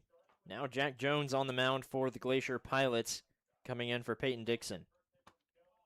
Dixon did a pretty solid job, only giving up 2 runs over the course of 4 innings, and now Jones, who threw 8 days ago in Game 1, he was responsible for all 4 runs that the Bucs scored. He got the start and threw 5 innings, gave up 4 runs off of 7 hits, but in the month of July, he's been on point. He's thrown 17 innings. The other 12 have come against the Miners, where he gave up just 1 run off of 5 hits. He threw 6 no-hit innings on July 2nd, and the Glacier Pilots 3-2 win, as he has a 2.65 ERA in the month of July.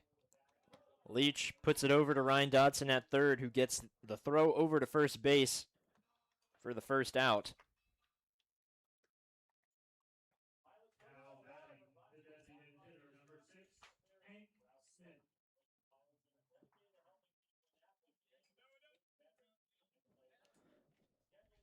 Brings up Hank Smith. Smith has a walk and a strikeout today. He takes ball 1 down low. This is the time of the game and part of this lineup that the Bucs would love to try to string together some momentum, especially with a new pitcher. Chance to kind of knock back his confidence and hope that you can string together a couple of base runners and put some pressure on him.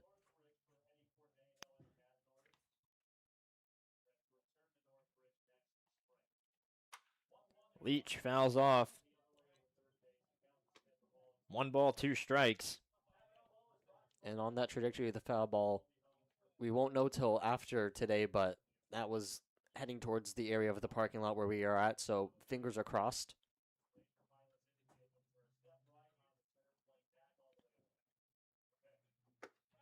Gets Smith looking. Strike 3. And 2 outs in the top of the 5th.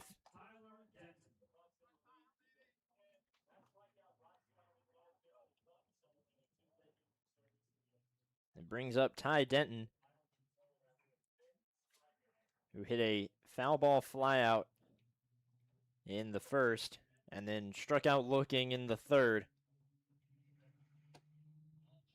That was to end both innings. Now steps up with 2 outs again and takes strike 1. Last thing the Bucs want is a 1-2-3 inning. This is big for Ty Denton to just try to reach base safely and keep the inning alive. Outside 1-1.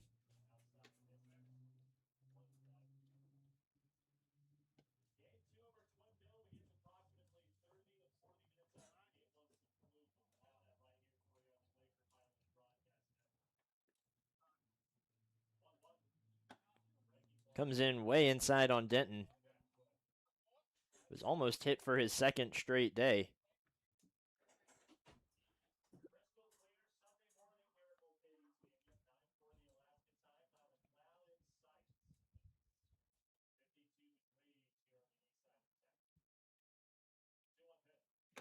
Swing and miss. Even at 2. Looking for a 1-2-3 inning from the relief pitcher Jack Jones.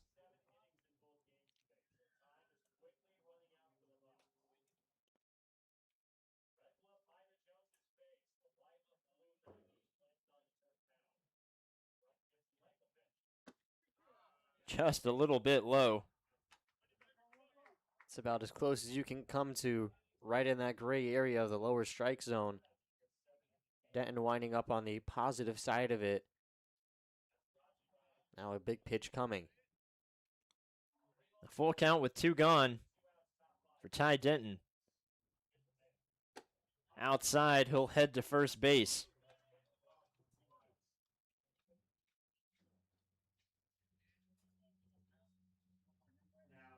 And brings up Ryan Dara, who has 2 singles in today's game, as well as 2 stolen bases, and came around to score in the 4th inning.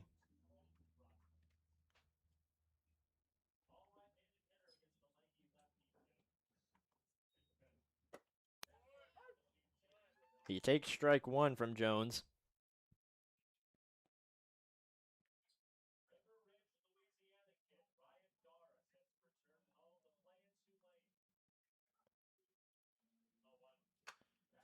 Fouled back.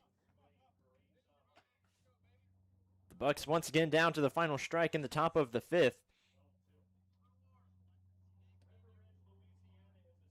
They just have 7 more outs in game 1.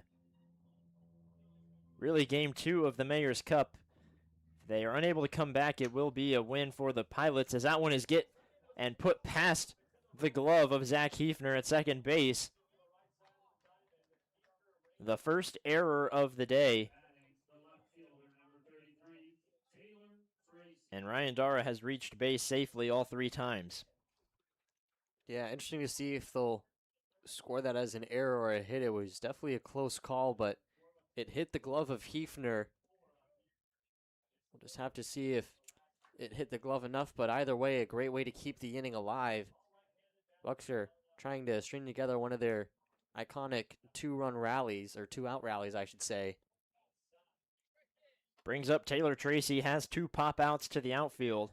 They put it as an error on the scoreboard, though that's not the official ruling, but we will look here.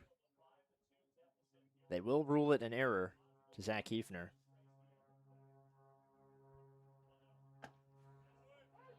Fastball down the middle from Jones for strike 1.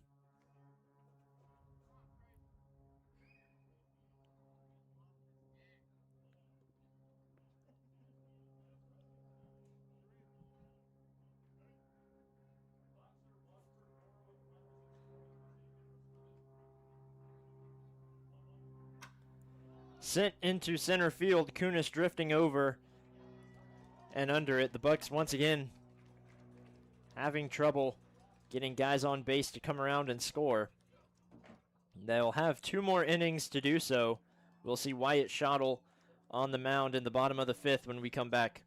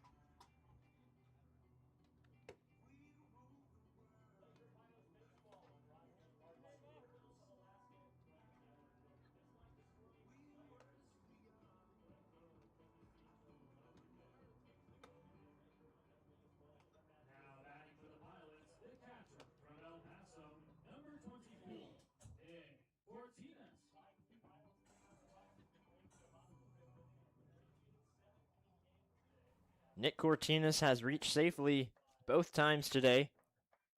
A walk and then eventually came around to score on a wild pitch and a single in the third inning. Now steps up to lead off in the fifth against Wyatt Schottel. Schottel had a strikeout and gave up one single in the fourth inning.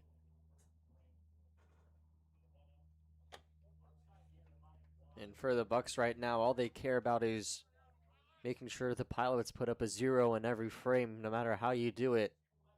It was pretty clean inning from Schottel to keep them off the scoreboard for the first time since the opening frame. Schottel from Central Arizona, teammates with Camden Lanphier down there. Has 5 innings pitched this season.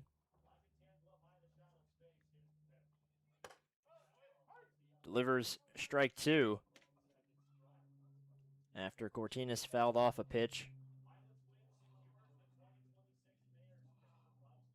Again, both these teams even at 4 hits apiece. The Glacier Pilots lead 5-2. Check swing, landed in the zone, got him. Wow, what a backdoor slider there. It started way out, and Cortinas saw it start to come back in, but thought there's no way it gets back over the plate. And boy, was he wrong.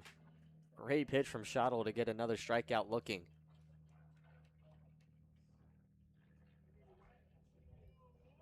Logan Strong walked and reached on a fielder's choice.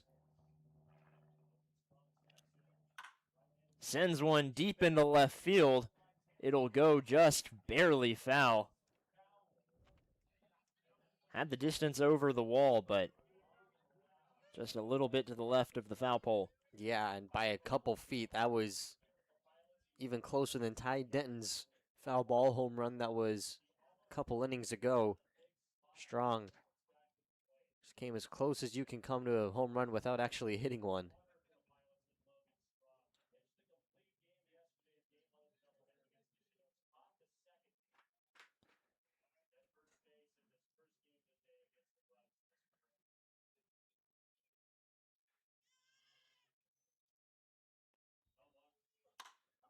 The 0-1 lifted, lands just another few feet foul, this time on the first base side. And despite coming very, very close to 2 hits, he is down in the count 0-2. One he was just a bit in front of, another just late. You wonder if those two results will even out to him finally being able to put one in play. But either way, it's another 2-strike count for Schottel, trying to get strikeout number 3. His first 2 he's got looking. Tries to get the slider. Misses by just a little bit on the outside. 1-2 count.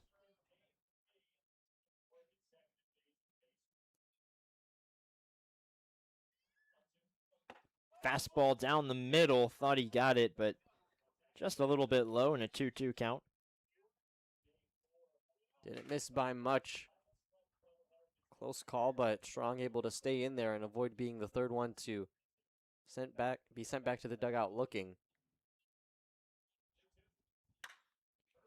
Sent into center field. It's going to get down right in front of Dara for a base hit.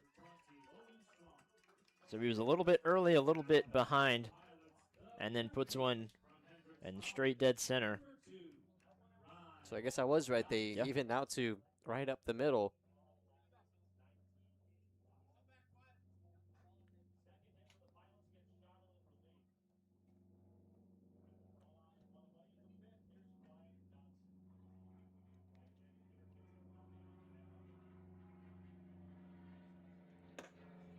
Brings up Ryan Dotson.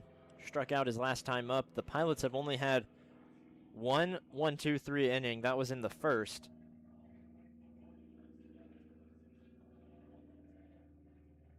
They have now gotten a hit every inning since.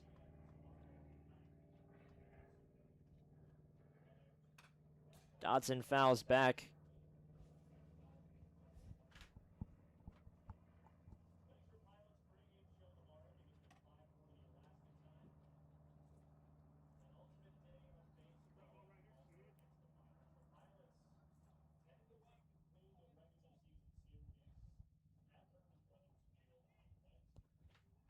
1-1, 1 out.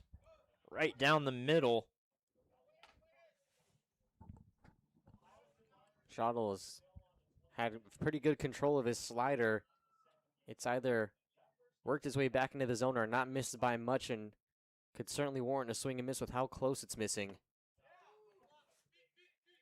Gets him to strike out. His third of the day. And an out away from putting another 0 on the scoreboard. His first swinging strikeout, the off-speed pitch down below the zone, was one that Dotson just couldn't lay off of. Now back-to-back plate appearances with a swinging strikeout. Outside pitch to Davis Weeks, the designated hitter.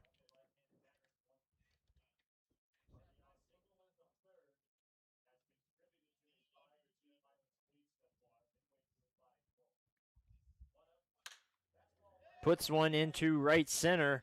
It'll drop right in front of Drew Raymond. Just about a step away from getting that ball. Just another one of those bloop singles that are so frustrating as a pitcher. You get weak contact, but it's just enough to get into the outfield, but in front of the defender.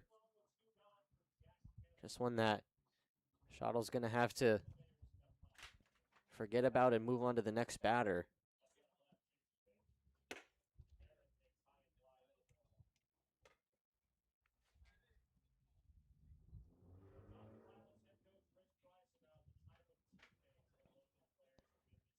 The 9th spot hitter, Jack Karen, steps up with runners on first and second, 2 outs.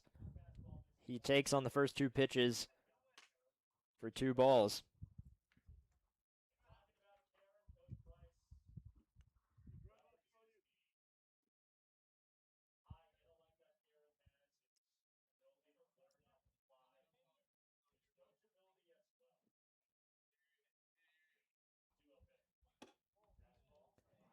Up high, 3-0.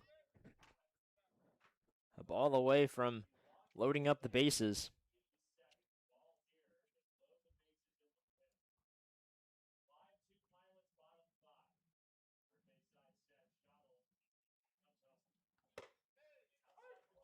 Get strike 1 down the middle.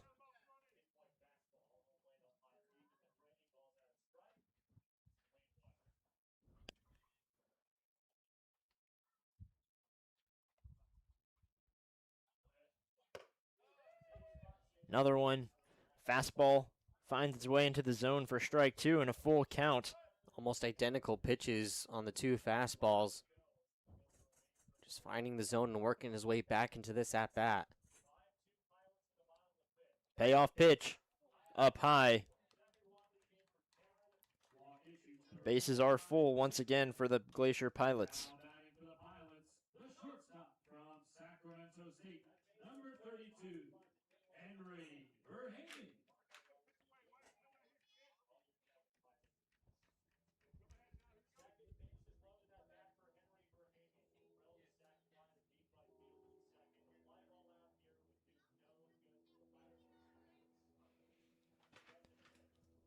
Back to the top of the lineup with Henry Verhamy.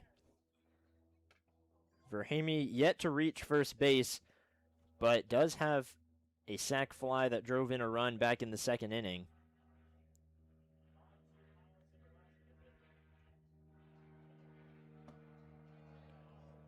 First 2 pitches to Verhamy. Missed the zone.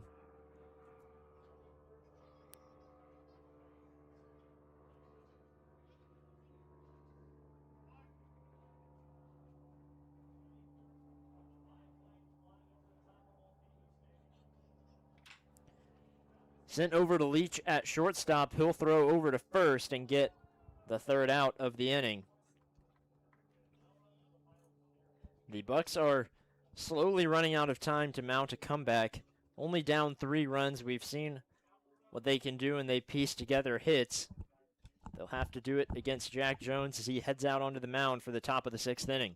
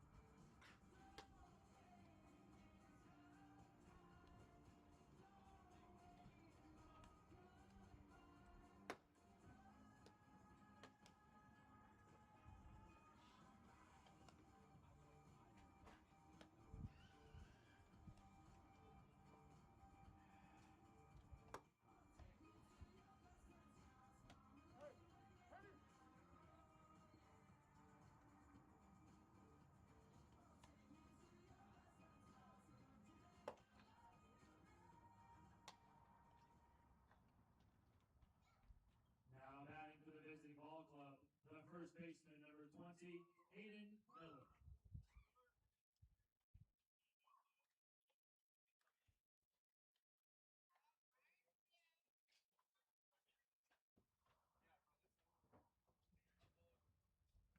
Hayden Miller will lead off the 6th inning. He was hit by a pitch last time up.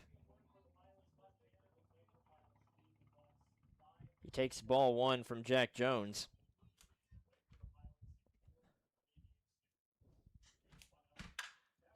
Miller sends it over to Verhamy at shortstop, throws across, and the first baseman, Logan Strong, barely able to keep his foot on the bag. Third baseman, number 17, Camden Landfield. If it was any higher, he would have had to go up and get it. Likely that Miller would have gotten his foot in time. So it's the 7, 8, and 9 hitters due up this inning as Camden Landfield, the third baseman, up at the plate now. First pitch gets behind Cortinas for ball 1.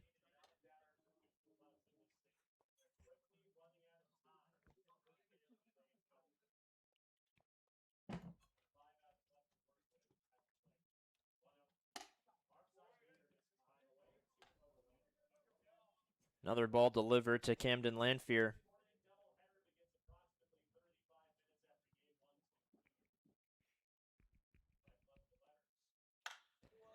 Puts one up into right center. Both the outfielders heading over and getting under it. Right fielder Jack Karen for out number 2.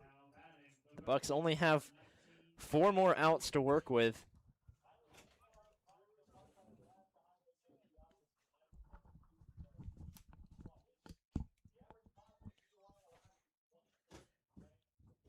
Drew Raymond up at the plate.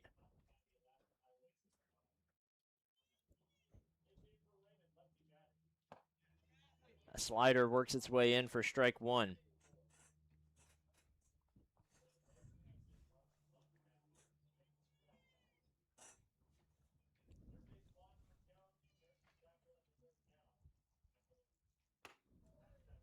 That time, another slider just a little higher. And ball 1.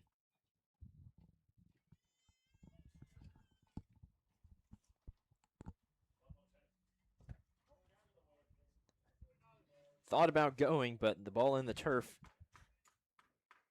Up in the count 2-1 for Raymond.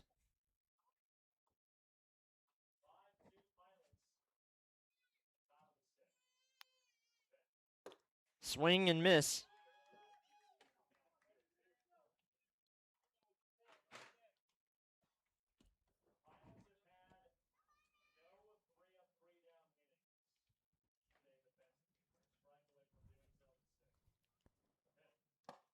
Swing and miss. Tipped into the glove of Cortinas, actually. The first 3 up, 3 down from the Bucs offense. They will just have the top of the 7th to try to mount a comeback. They'll have to keep the Pilots scoreless as well. Your score 5-2 Glacier Pilots in Game 2 of the Mayor's Cup. They are just an inning away from winning the Cup entirely.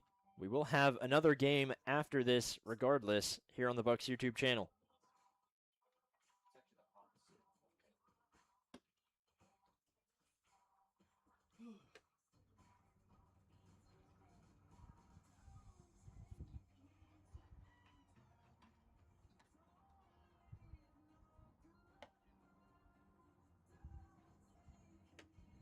So there's none of the concessions are being eliminated. So hopefully they have food for us, because otherwise, the rest of the day.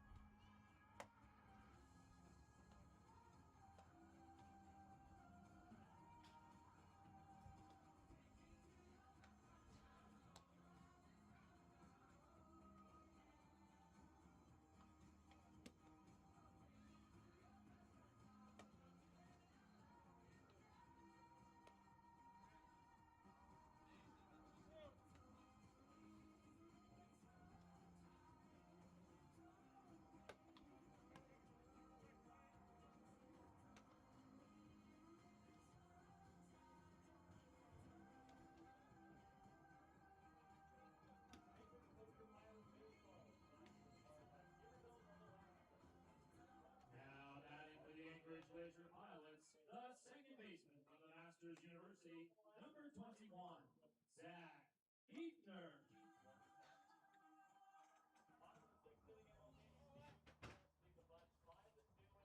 Schottel on the mound for the third inning. He has not given up any runs in his first 2 innings. He will face the batter who grounds out to second base. That was Zach Hefner. Yeah, and the silver lining so far in this game is Schottel having his best outing of the season in a time where the Bucs needed it most, but Ivanov second inning proving to be the difference right now. Another ground ball hit over to Keogh at second. 2 quick outs on just 2 pitches. That was Cooper Kunis. Didn't even have time to say his name. 2 pitches, 2 outs. Yeah, Pretty efficient top half or bottom half of the 6th, I should say. Jake Haruki, the left fielder.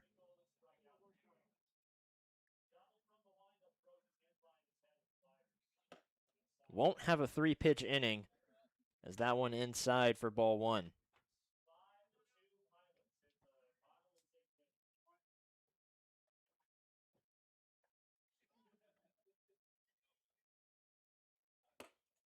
Up high, 2-0 now. And Schottel, who has averaged more than 2 walks per inning, only has 1 through 2 2/3. So, like I said, by far his best outing of the season so far. All of a sudden struggling to find control against Haruki. He's down in the count 3-0.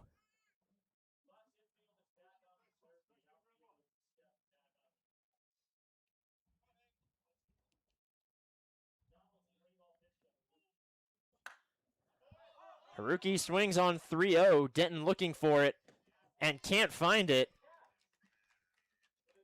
It just falls out of his glove, and that kind of sums up how the Bucs' day has gone.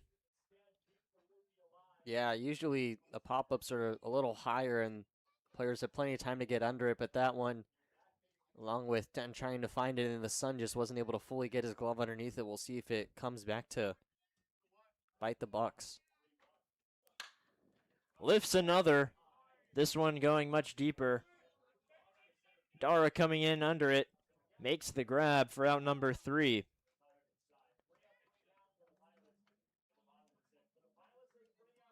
So just 3 more outs that the Pilots have to get to win the Mayor's Cup.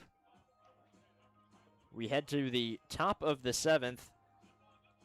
It will be the 1, 2, 3 hitters for the Bucs right here on the Bucs YouTube channel.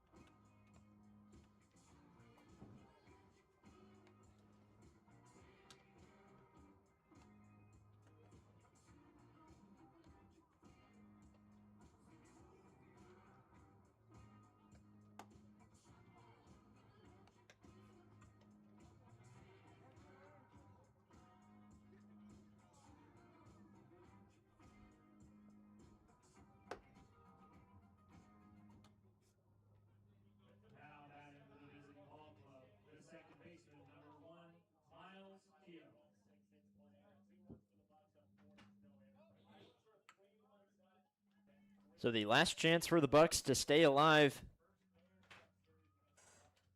in the Mayor's Cup.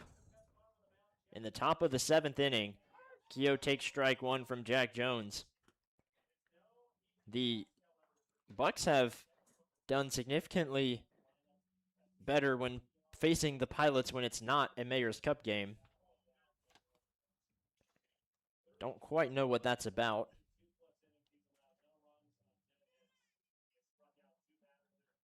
A 1-1 count to Keogh. He chops one over to Verhamy. Takes a weird bounce. He handles it and throws over to get out number 1.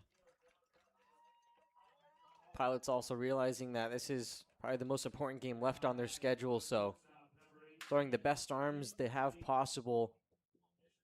And it's been a reflection of that. Bucks not using any of their normal starters or normal bullpen guys so far in this game. They've only limited them to 5 runs to give themselves a chance to come back. Finn Leach up to bat. He takes ball 1.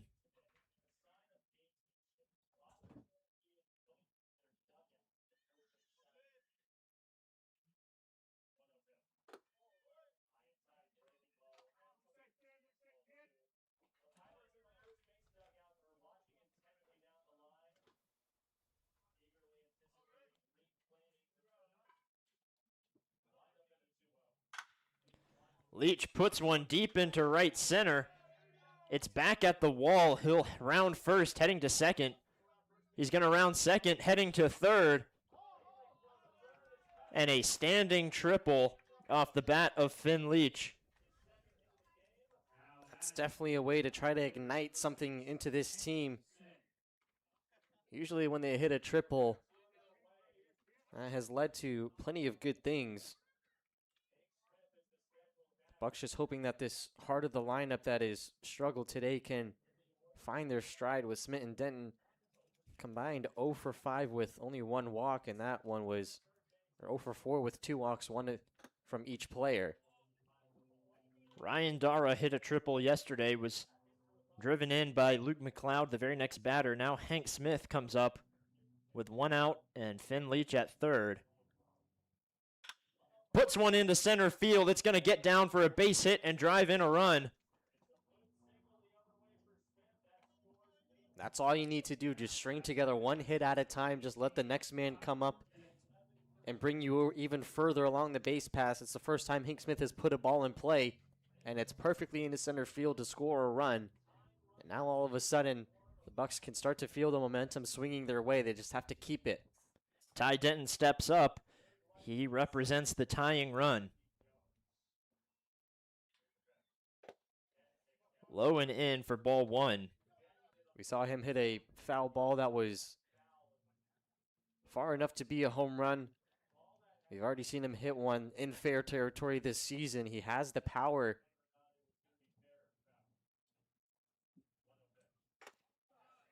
Just a little bit high for ball 2. Good take from Denton there. Yeah, and with Dara coming up, who has reached base safely all 3 times, Denton realizing how hot the bat behind him is, just laying off of pitches that he doesn't need to go up and chase. Denton lifting one into right field. Both fielders coming in. It's going to drop. And the throw going past the second baseman. Both runners advance. It goes out of play. The second baseman, Zach Hefner, and the right fielder, Jack Karen, came in. Neither one called it. And they're going to let them take 2 bases, so the Bucks are now only down 1 run with a runner 90 feet away. Wow, what a string of events. First, the error in right field, and then the errant throw that got past Henry Verhamy goes out of play. A free base for both runners with Finn Leach at third. He gets to go home, and now the tying run just 90 feet away. Absolute pandemonium right now. It is getting a little sweaty here, despite it being about 55 degrees.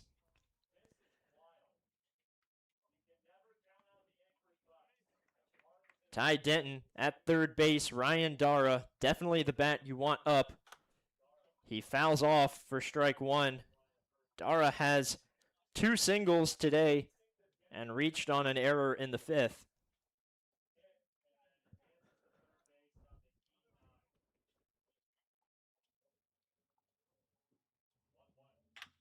He chops in the infield. Ty Denton heading home. He's going to be tagged out. Probably should have held up once he saw it on the left side, but he thought he might be able to beat the throw. Can't blame him.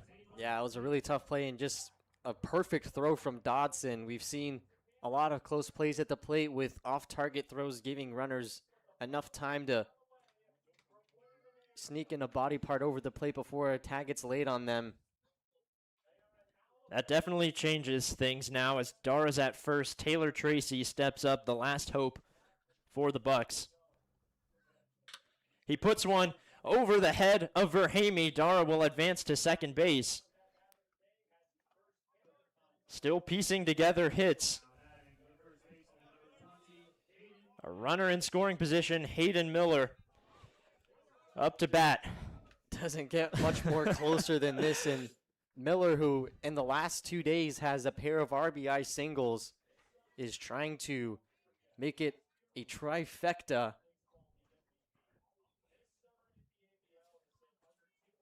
And arguably the most important at-bat this summer for him.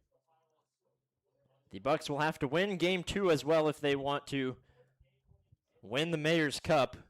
They'll take a moment between Jack Jones and the catcher Nick Cortinas. I am nervous. Yeah, this definitely went from a game where the Pilots were just trying to hold on, and after that dropped fly ball in shallow right field that looked like it was going to be a second out and kind of take away any momentum the Bucs had, and now all of a sudden a very crucial at-bat with a lot on the line right now. Hayden Miller steps up. He was hit by a pitch in the fourth. That's his only time reaching the bag today. He has a runner in scoring position in Ryan Dara, so basically anything that he's able to put down in the outfield has a chance to score.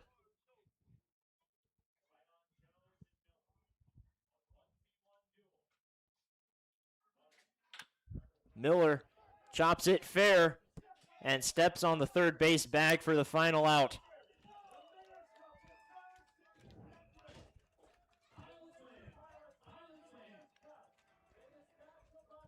What was an exciting top of the seventh. Unfortunately, the Bucs can't get the job done. Yeah, and now they'll have to play another game, but they have to remember that this next game is still ever so important, because if they win, it will ensure that they stay in the top two standings no matter what happens between the doubleheader later today for the Miners and the Chinooks, who are playing at 4 and 6 o'clock. So while they would have loved to keep the Mayor's Cup, they still have a lot more to play for than the Glacier Pilots. That is true. The Glacier Pilots, as you see, lifting the trophy.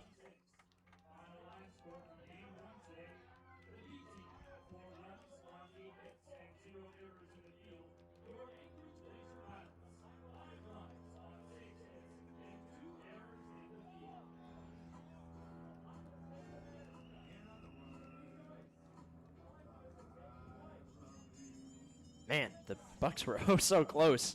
Literally 90 feet away from tying the game up, but congrats to the Glacier Pilots. Their 9th win of the season.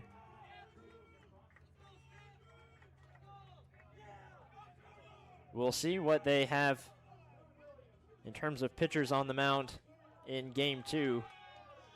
Probably don't have many. Yeah, we were talking with the Glacier Pilots broadcaster before. We'll see if they throw any pitchers out there. We might just see position players for the next 7 innings, if we get to 7 innings.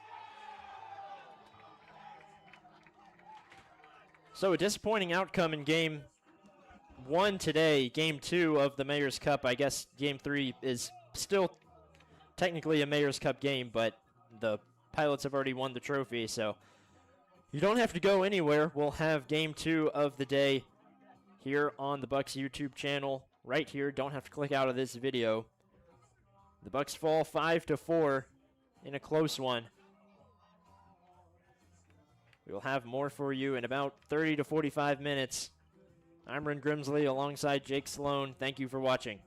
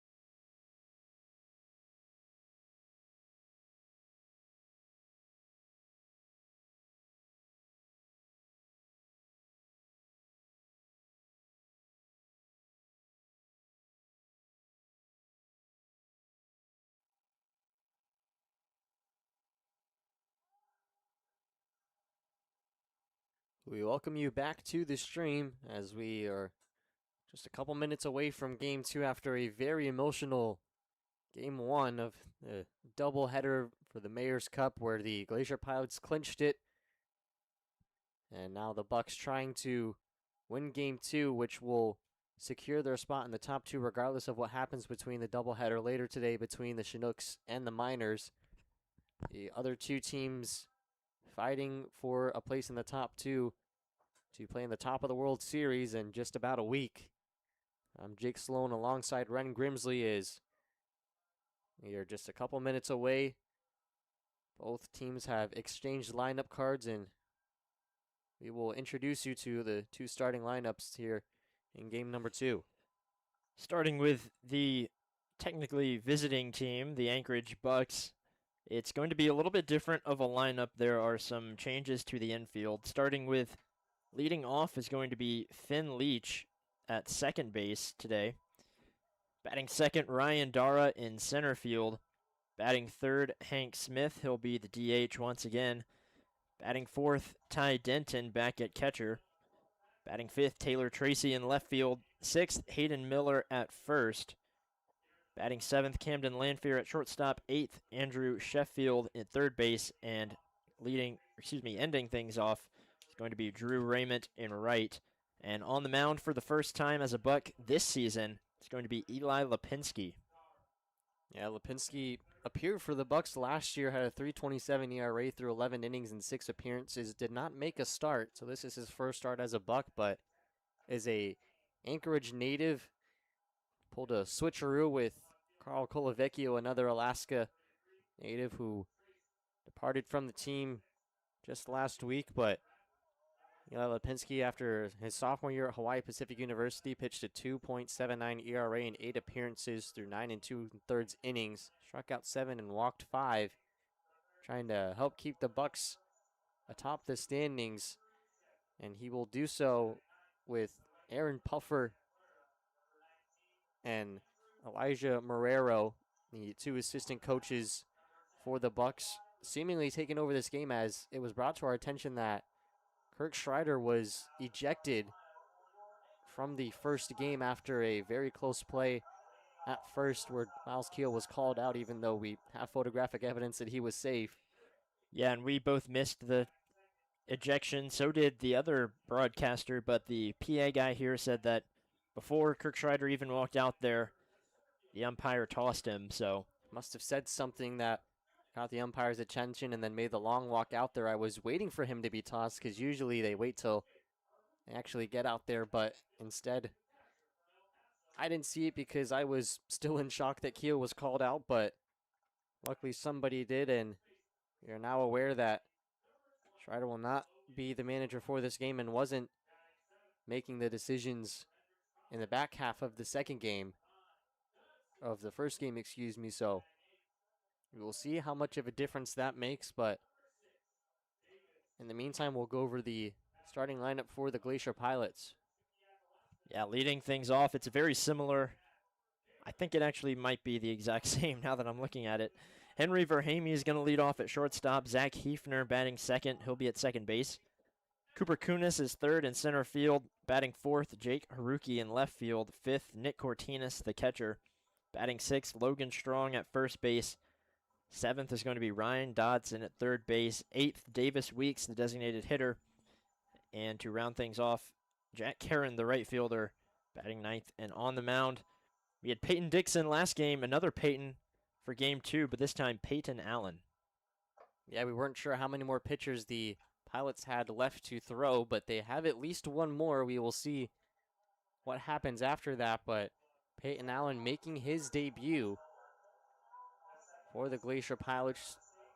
Just finished up his senior year at Grambling State. So we will get underway with Finn Leach leading things off as the second baseman.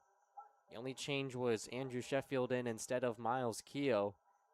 But like you said, Ren, the Glacier Pilots are the exact same for their lineup. First pitch to Leach is down low for ball 1. Going to be interesting to see what the vibes are for this game. Obviously, the Bucs are still playing for a spot in the championship series at the end of the summer in August, but the Glacier Pilots have won the only trophy they can win now after winning the Mayor's Cup earlier this morning. We'll see if there's still any energy from either side, as like Glacier Pilots don't really have anything to play for. Back-to-back strikes to Leach. Give him a 1-2 count. The Bucs have dropped from first to third place now, half a game behind the Chinooks, and technically have a lower win percentage than the Mat-Su Miners because they have played more games than them. Leach fouls one off. The Bucs at 17-13. The Mat-Su Miners at 16-12. We'll see what happens at the end of the day. But for the time being, the Bucs are the first team out of the top of the World Series. Yeah, the Miners and the Chinooks have a doubleheader today, so that will likely have a drastic impact. They could go 500 and then nothing really changes, but hopefully the Bucs can get a win here in Game 2. Leach chops one over to shortstop where Henry Verhamy makes the throw over to first in time for out number 1. So the dugout for the Bucs right now is empty of coaches. Aaron Puffer is over near the bullpen talking with some of his pitchers. Coach Moe is over at first base. He's the first base coach still. It's a lawless land down there. Ruled by the players for the time being. We'll see if that changes.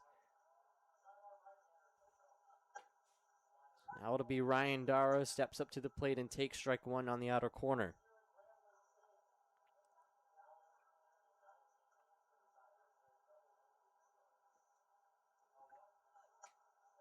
Check swing that he went around on for strike 2, and Dara, like Leach, down to his last strike.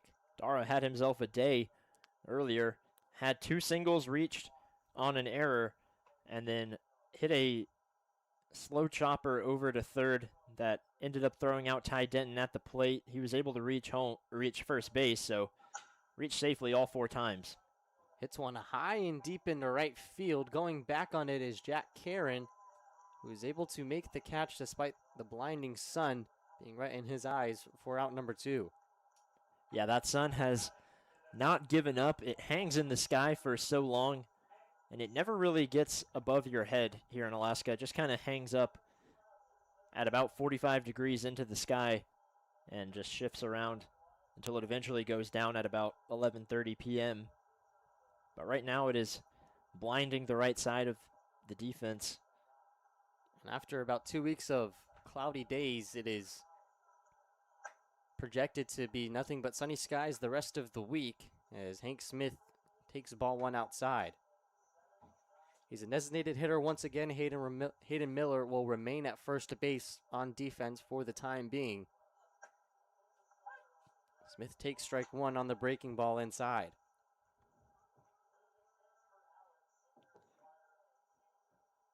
One count with the bases empty and 2 gone. Slider that winds up in the other batter's box. That'll give Hank Smith a 2-1 count. There was no food provided, at least none that we saw, between games, and the concessions are not open here at Mulcahy Stadium, so hopefully some of these players got some food that they brought to the stadium. Maybe there was a warning about that to bring some snacks between games, but would not be good to play on an empty stomach. Yeah, I did not pick up on that warning, so got a grumbling stomach up here as Smith swings and misses for strike 3. And Peyton Allen faces the minimum in the top half of the first. We'll see Eli Lipinski make his debut this season when we come back.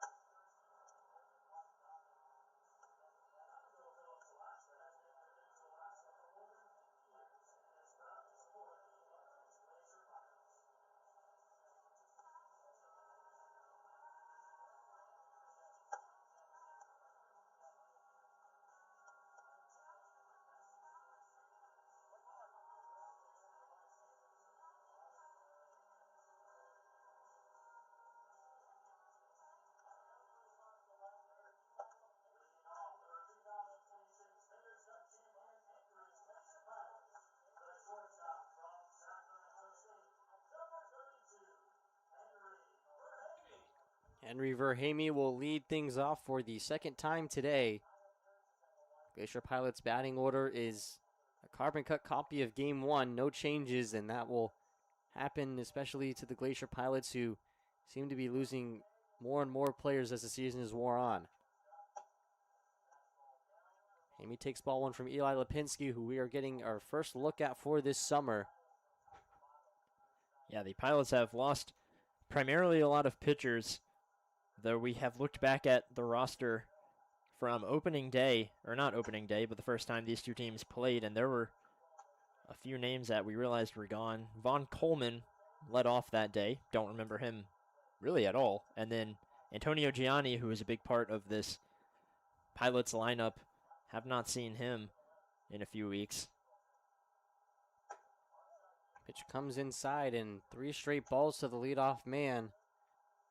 It's been Logan Strong over at first base and Ryan Dodson at third, though Antonio Gianni played both of those positions in multiple games against the Bucs, so not sure if he's still on the team or not. As a 4-pitch walk will lead things in the bottom of the first, with Verhamy reaching. Also, Edison Polanco showed up late here. I think he was coming in to replace Drew Johnson, who left with an injury, and then now we haven't seen Polanco pretty much since then. I guess he was on a 10-day contract or something. So now Zach Hefner up to the plate. Takes strike one on the outer part of the plate.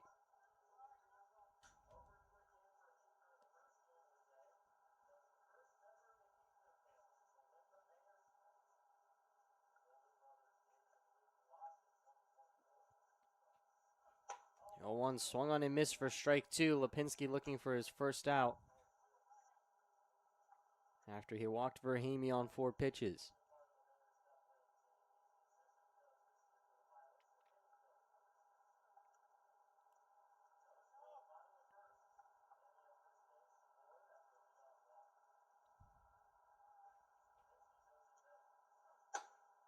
Won't get it on that pitch as the fastball is delivered high and outside for a ball and 2 strikes to the 2-hole hitter.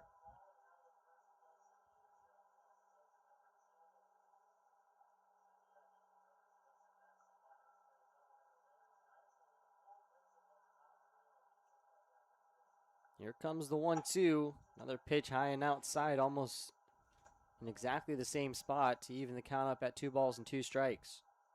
Hefner had the pretty not great play out in right field where he and the right fielder Jack Karen both couldn't catch the ball in the top of the 7th inning, and then he was the one who threw over to Verhamy, who was standing at second base, completely missed him and overthrew him, and the ball went out of play.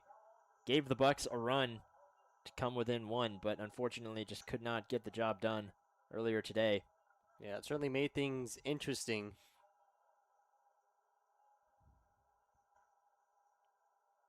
Bucs trying to split this doubleheader to stay ahead in the race for first place.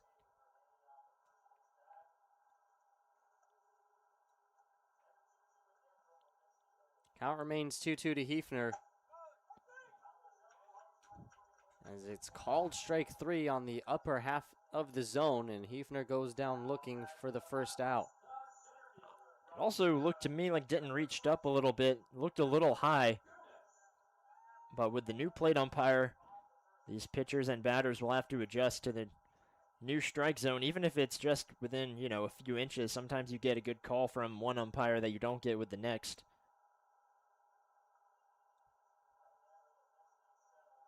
So Lipinski gets his first strikeout, and that will bring up Cooper Kunis, the center fielder, who takes strike 1.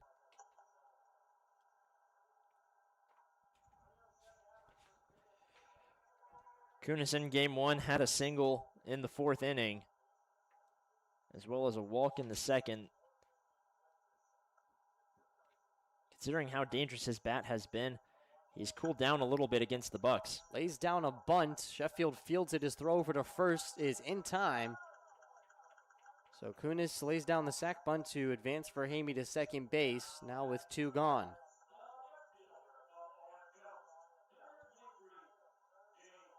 That'll bring up the left fielder, Jake Haruki, trying to bring home the first run of game number 2.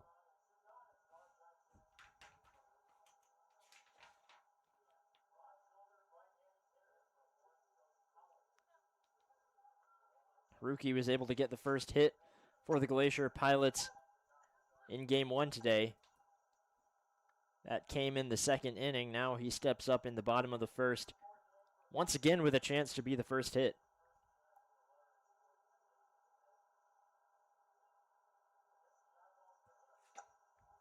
Takes a pitch inside to even the count up at a ball and a strike with Rahimi on second base. 2 outs in the bottom of the first. Still with a scoreless tie between the Bucs and Glacier Pilots.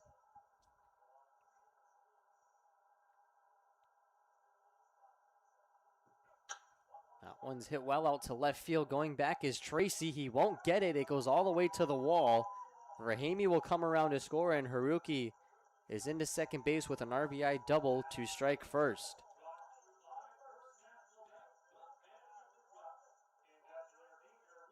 Bucs seem to have a problem as of late getting behind early in games.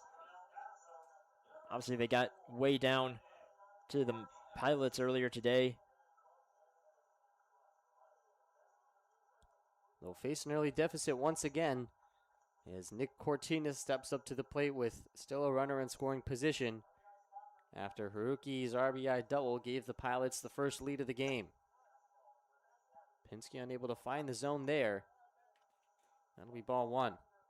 Obviously, baseball is so unpredictable. You never really know what's going to happen, and the best team does not have a 100% chance of beating the worst team, even in the MLB.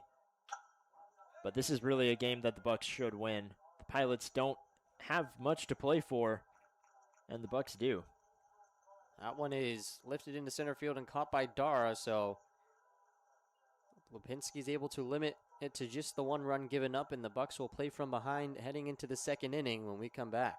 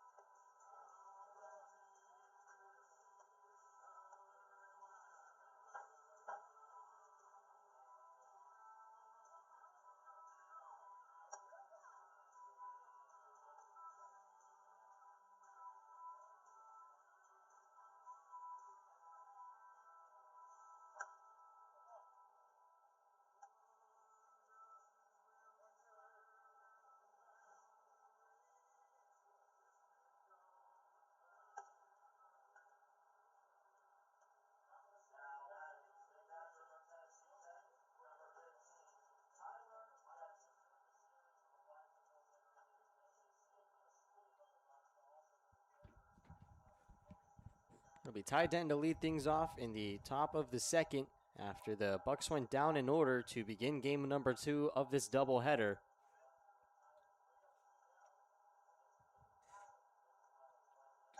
Denton was credited with an RBI single after a ball that was dropped in shallow right field resulted in him going all the way to third base. Denton also wants to shout out his grandmother. He says, "What's up, Becky?"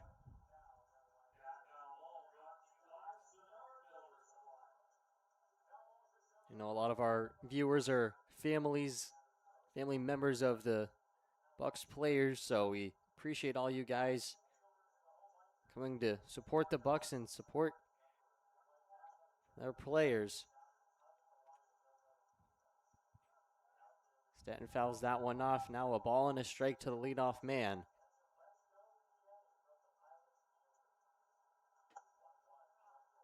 Takes ball 2 just on the inside. Almost clipped the plate, but not enough.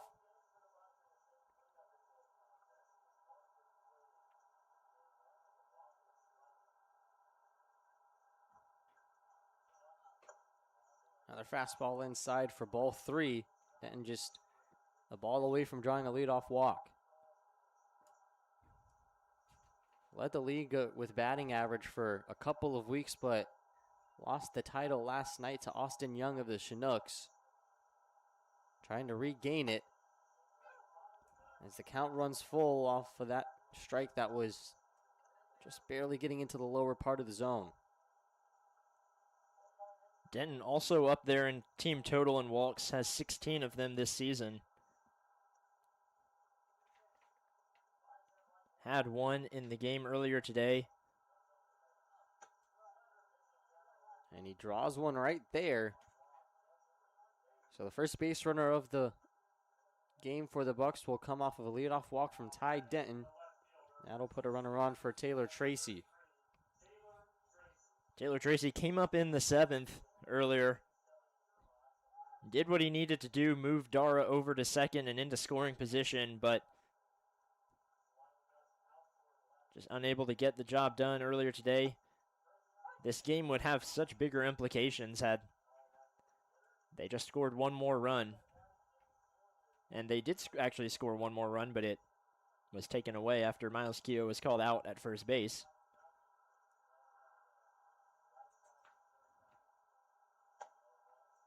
So instead, they'll just have to play for standings rather than the Mayor's Cup in this game. And Tracy has a 1-1 count with nobody out. Denton standing over at first. Glacier Pilots scored the first run of game number 2 in the bottom half of the first inning. As Tracy lines one into left field. That'll get down for a hit. Denton up to second base, and the first hit of the game for the Bucs goes to Taylor Tracy. And now a pair of runners on for Hayden Miller. Still nobody out. Back-to-back hits. He's come in several times, even when he's not been in the field as the designated hitter. We've obviously seen him do both pitching and DHing in one game. Saw that yesterday in game 2. But his bat has been very consistent, and Kirk Schreider has definitely relied on it as the season has progressed. So now to be Hayden Miller. Take strike 1 on the inside corner of the plate. Miller was hit by a pitch, but was 0 for 3. Grounded out to third base to end game number 1. As he pops one into shallow right field, Karen coming back on it, but will be called off by the second baseman, Zach Hafner, who was able to make the catch for the first out of the inning.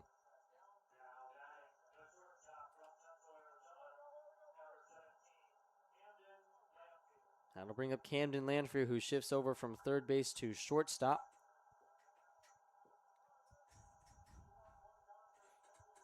This whole infield just shifts around so much.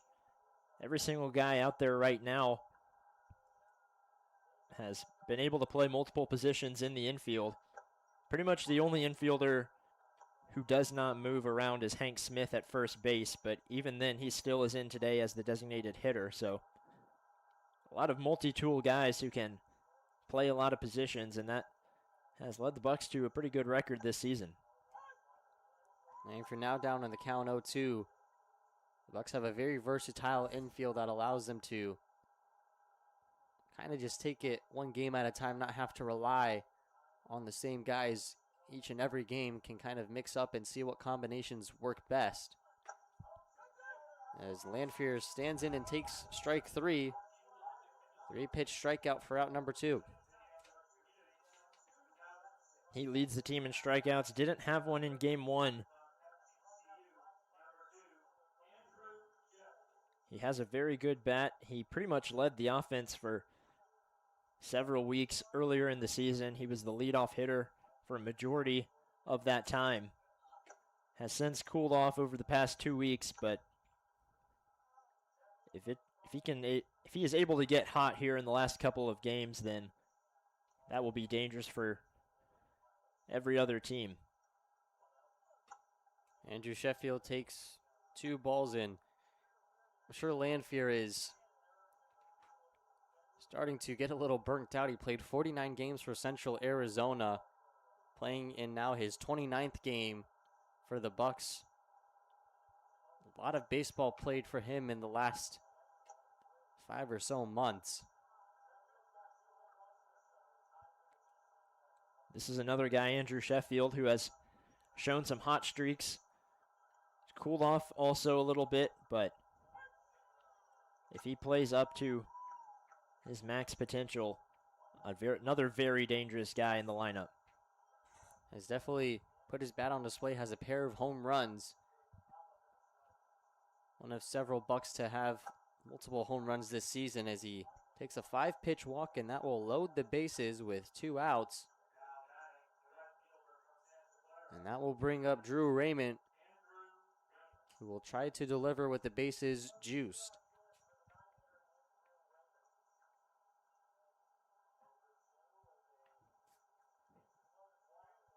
Raymond came up with the bases loaded in game 1, and he took a walk to drive in a run. That was the second run for the Bucs in the 4th inning. And that's probably the reason why he has moved down into the 9th spot. You have so many guys who are able to get on base. You want a hitter who can drive them in, even if it is just a walk. Raymond fouls it off his foot. Try to walk it off. We saw that happen to one of the Miners players. Alexander Pearson fouled it off his foot, had to come out of the game. Raymond looks like he isn't hurt as badly as Pearson was, so he'll be able to stand in there and face an 0-2 count. Yeah, not sure if Pearson will return this season. We already saw one Miners player go down when playing the Bucs. Matt Blind, the center fielder, had a collision with his right fielder and has left Alaska since then. 0-2, almost strike 3, but Raymond able to stand in there and take the pitch that just landed outside for ball 1. Yeah, I don't see how you lay off that, especially on a ball that has movement coming in. Just barely misses. Lays off of another pitch. That one just a straight fastball that winds up outside to even the count up. That's why Raymond has so many walks. He has such a great vision and can see that ball, whether it's going to make its way into the zone or not. Can't lay off of that one, though, as he swings and misses for strike 3, and the Bucs leave the bases loaded. Still looking for their first run of the game, as Lipinski makes his way back onto the mound for inning number 2 of his appearance.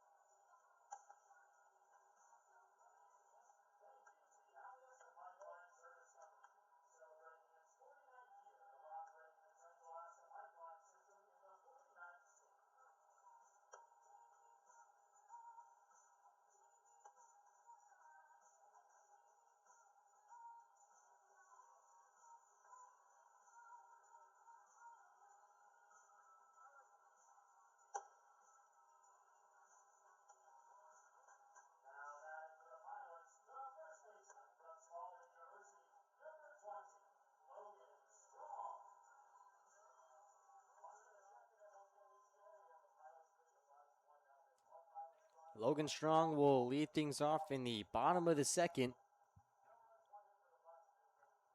Lipinski back out there after he gave up an RBI double to Jay Karuki. His first pitch on the inner part of the plate for strike one.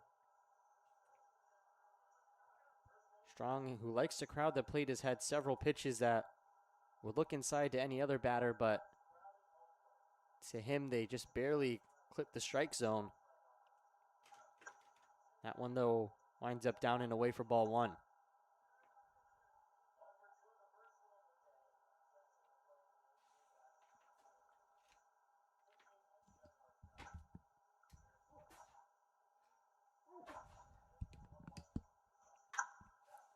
Lifts one into shallow left center field. Camden Lanfear, though, right there to make the catch on the pop out for the first out of the inning.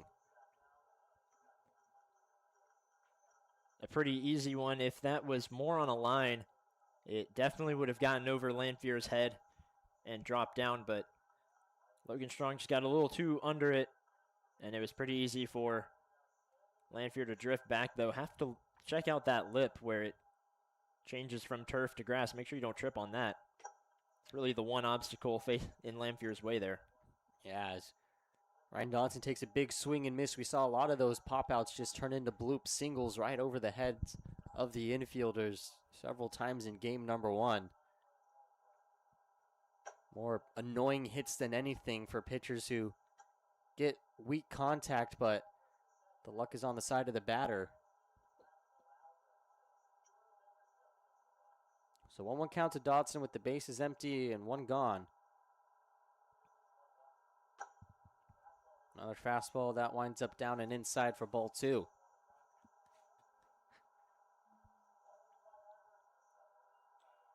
In Lipinski's 2025 season, he was also a guy, we were talking about this yesterday, how many guys seem to do better on the road. He had a 9 ERA at home and a 1.13 when the Bucs were away.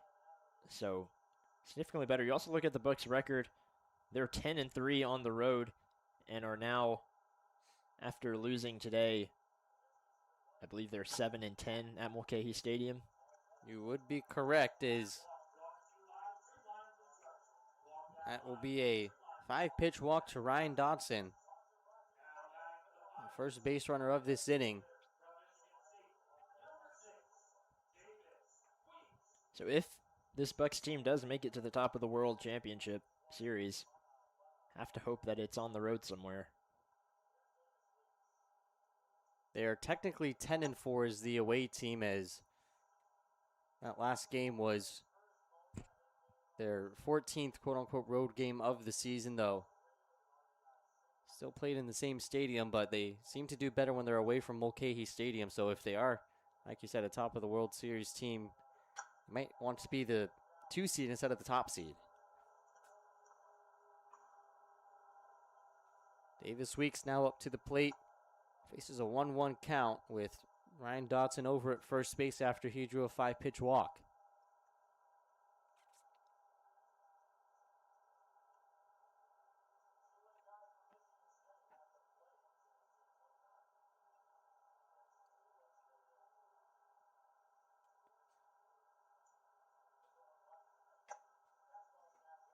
Another fastball that winds up down and away for ball two.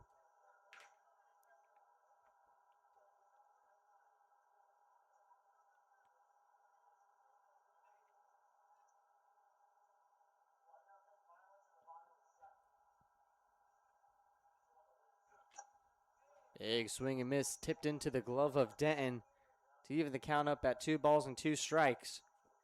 Lipinski trying to get the second out of the inning and his second strikeout of the game. Davis Weeks from Michigan State. He's from Peoria, Illinois. Joe Forbes is from Peoria, Arizona. Yes. Peoria, Illinois is also the location of Bradley University, where Hayden Miller and AJ Garcia play at.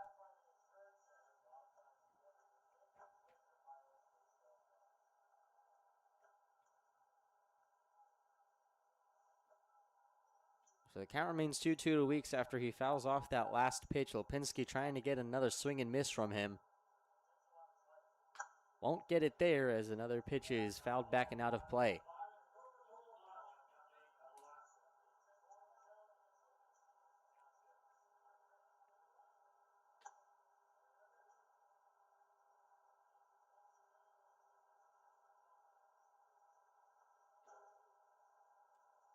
Ryan Dotson at first with 2 stolen bags this season. Lipinski has not paid much attention. He looks over now.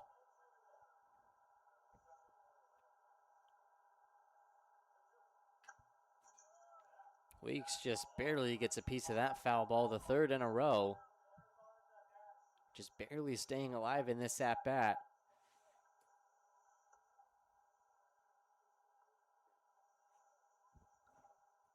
Bucs not paying too much mind to base runners. Not a whole lot of throwovers in this game.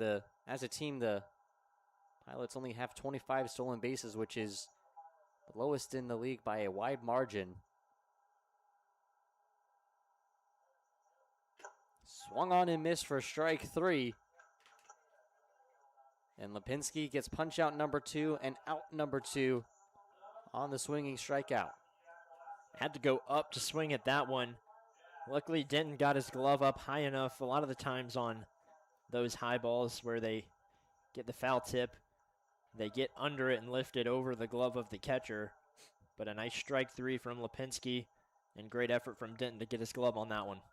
So now Jack Karen, the 9-hole hitter, fouls the first one he sees out of play for strike 1. The only Glacier Pilot to not have a plate appearance yet in this game will now have it here. Lipinski trying to not face the top of the order again in this inning. For Hamey, who led things off with a walk in the bottom of the first, waiting on deck.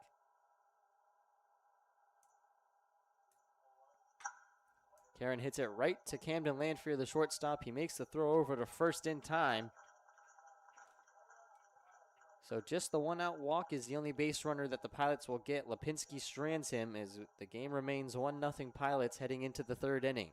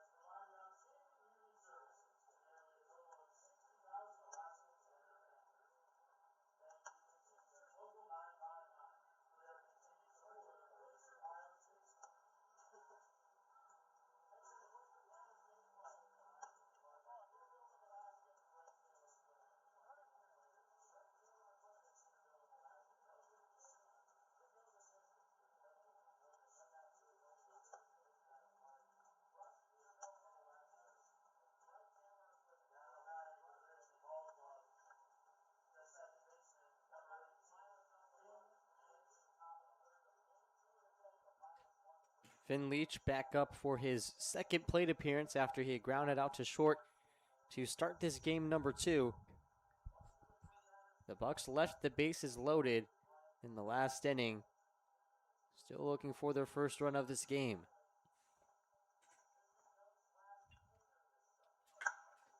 Leach hits one well into right field.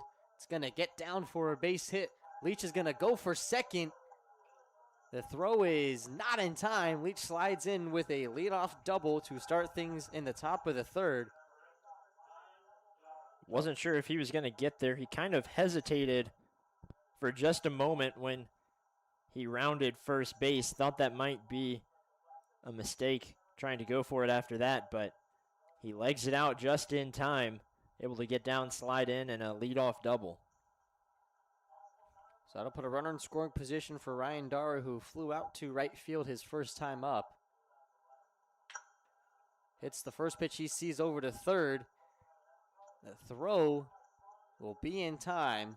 It was a tough play for Ryan Dodson to make. He also checked over to make sure Finn Leach wasn't trying to get a free 90 feet. So a quick first out, and that'll bring up Hank Smith, the designated hitter. He struck out swinging his first time up. If that was hit any slower, especially with Ryan Dodson checking over to Finn Leach, Dara has a chance to leg that one out. Unfortunately, a little too high of a velocity off the bat. Fastball grabs the outer part of the strike zone for strike one.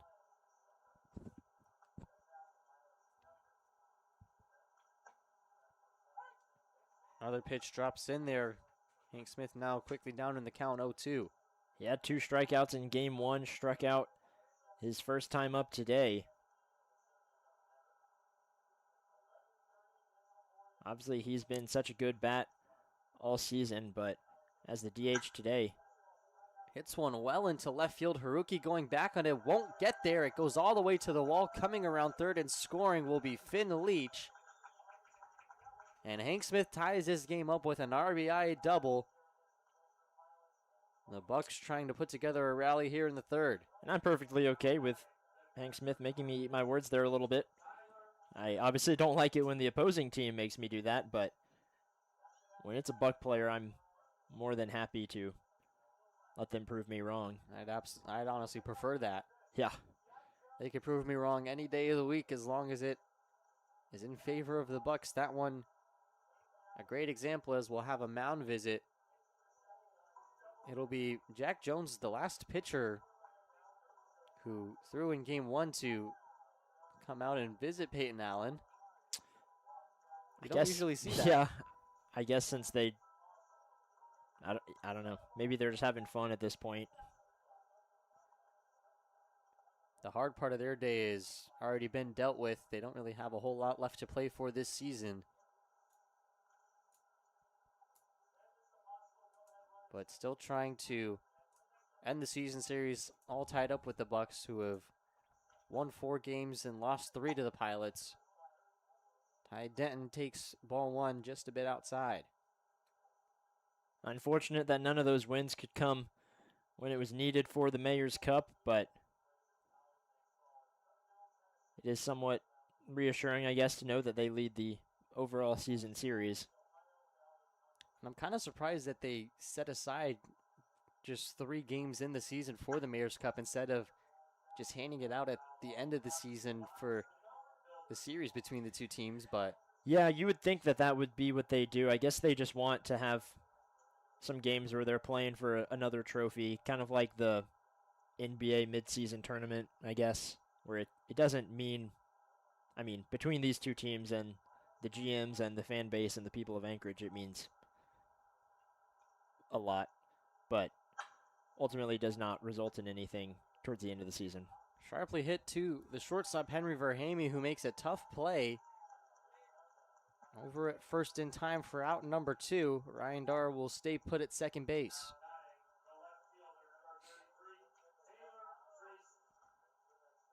Now we'll bring up Taylor Tracy, who got the Bucs' first hit of the game just an inning ago. Trying to bring home Dara and give the Bucs their first lead today.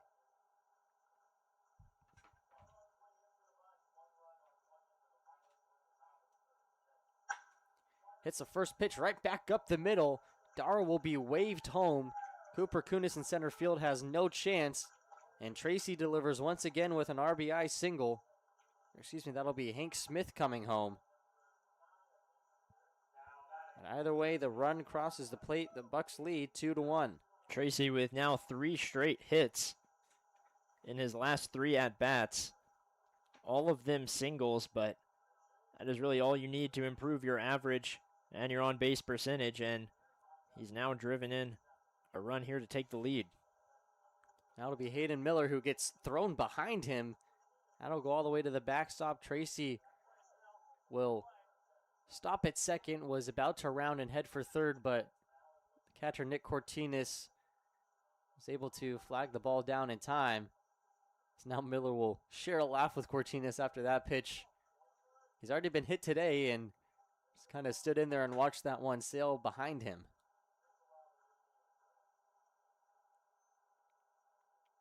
So 1-0 count to Miller, who popped up to second base his first time up. Has a runner in scoring position. Takes ball 2 inside.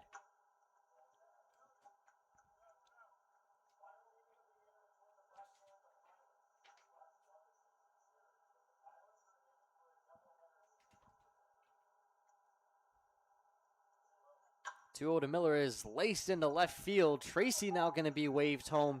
Haruki will try to throw it all the way. The throw not in time. Back-to-back RBI singles for the Bucs, and they have jumped out to a 3-1 lead. Another 2-out rally that they've made a living on so far this summer. This one they're hoping they can hang on to.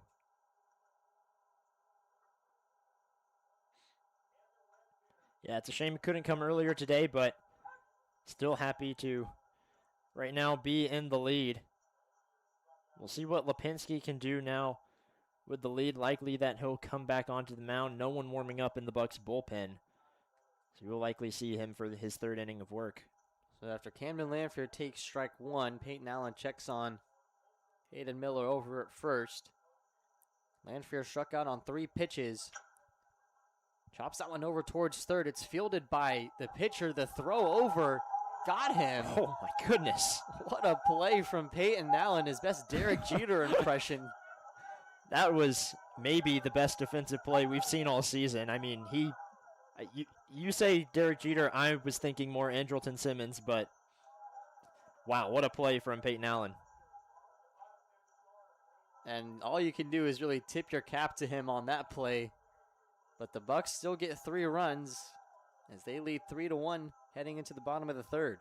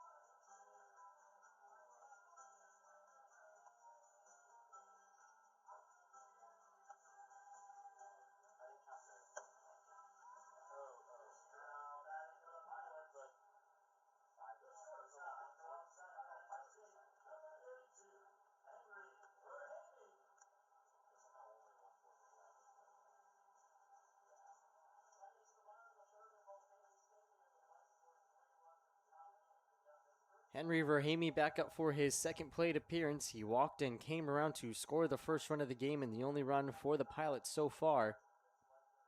Eli Lipinski remains on the mound and delivers ball 1 up high. Verhamy walked on 4 pitches, still yet to see a strike from Lipinski, who has 2 strikeouts so far. Looking to put together another scoreless frame. Misses down low.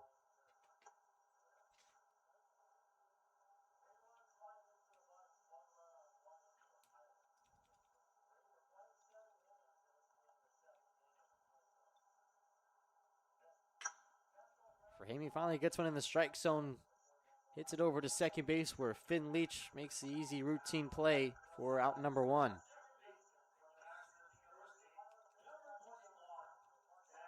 So that'll bring up Zach Hefner, who was the first punch-out victim of the day. Went down looking.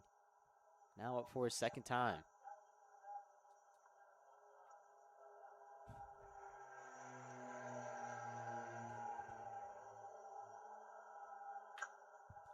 That one's hit well and will wind up foul. A very low-flying plane just went over the field. I feel like there have been a couple.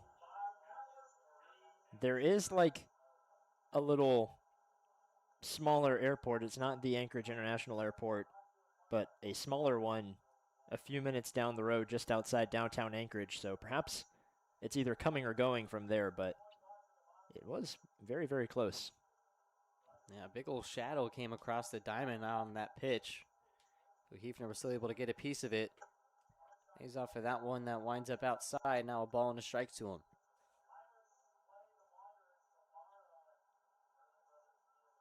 So 1-1 count with one gone.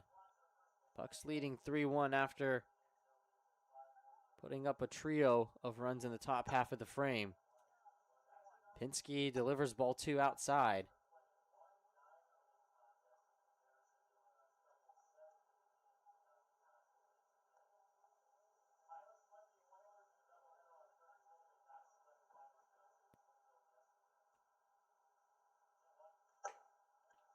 Now 3 straight pitches that have wound up in the other batter's box, and Hefner trying to reach base safely for the first time.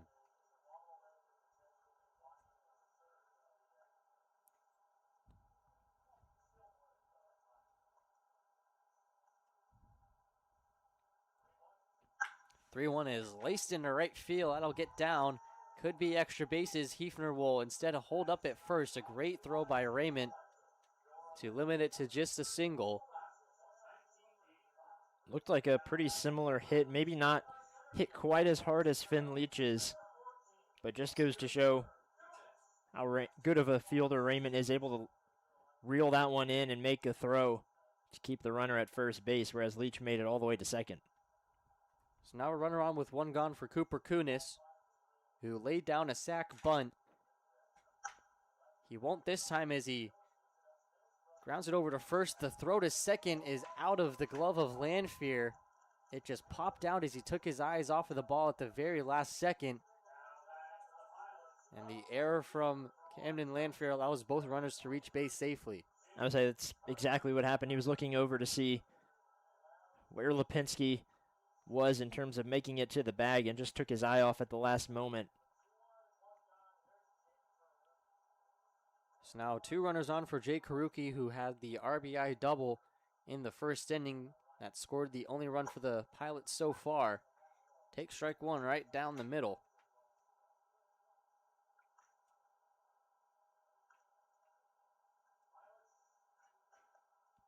Pilots trying to tie or take the lead.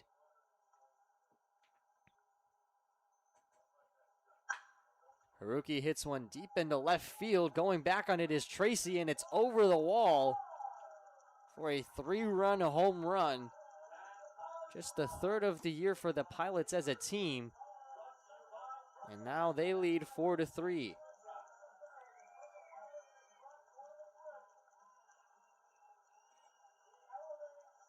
Just got every piece of that one. Sent it over the wall. Thought it might die out there in the outfield.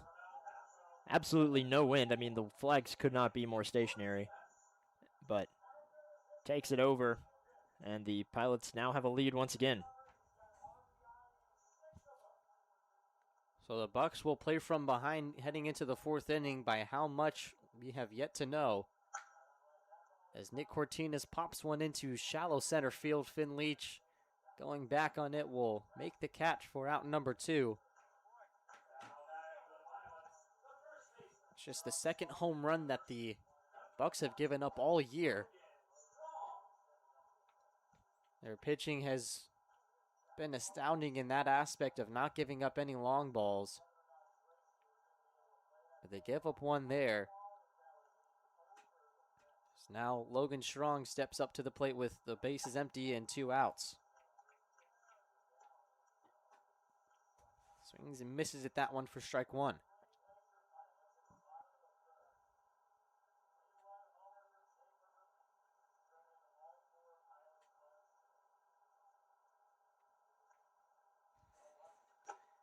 Next offering comes in and clips Logan Strong right under the arm. And he'll get a free trip to first base after getting hit by the pitch.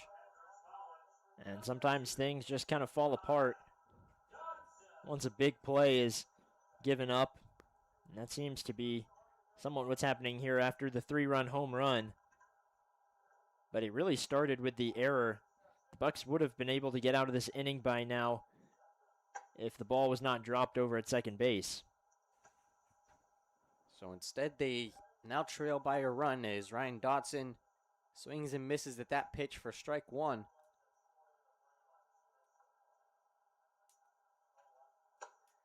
Another swing and miss down in the count 0-2. Lipinski just 1 strike away from getting out of this inning.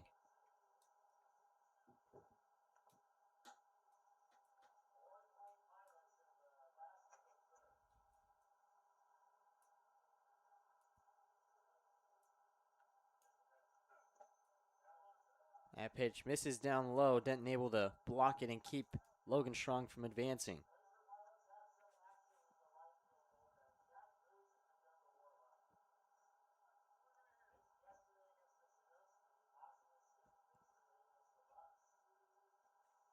So an 0-2 count moves to 1-2. As that pitch misses once more, Dodson able to work the count even at 2 balls and 2 strikes.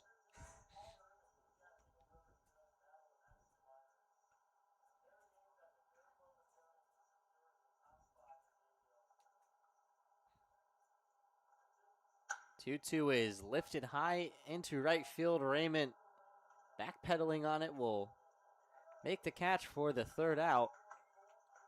But the Pilots get 3 runs right back after the 3-run shot from Haruki as they lead 4-3 heading into the 4th inning.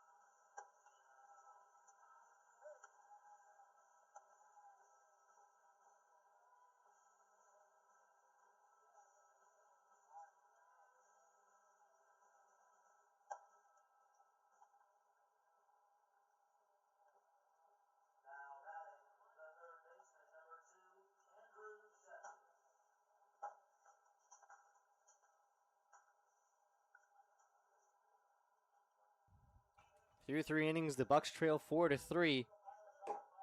Andrew Sheffield, who walked his first time up in the 2nd inning, will lead off the top of the 4th.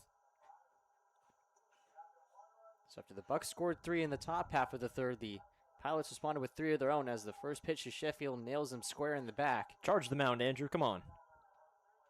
No, he's not going to. But that would certainly make things more interesting.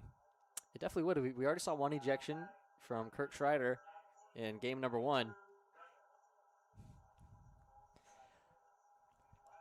I really thought we would see more of that this summer. I mean, I guess it's summer ball and these, umpires are already short-staffed. We only have 2 here today, so don't want to give them too hard of a time, but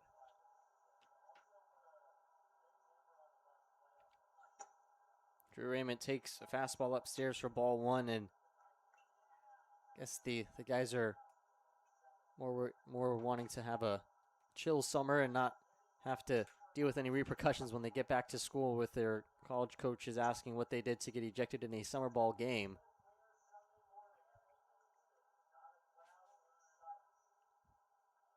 It's now 2-0 count to Drew Raymond as he hits one high and into left field. Haruki coming down on it. It pops out of his glove. So both sides make an error. We saw the first one by the Bucs come back to cost them. We'll see if the Pilots yield the same result.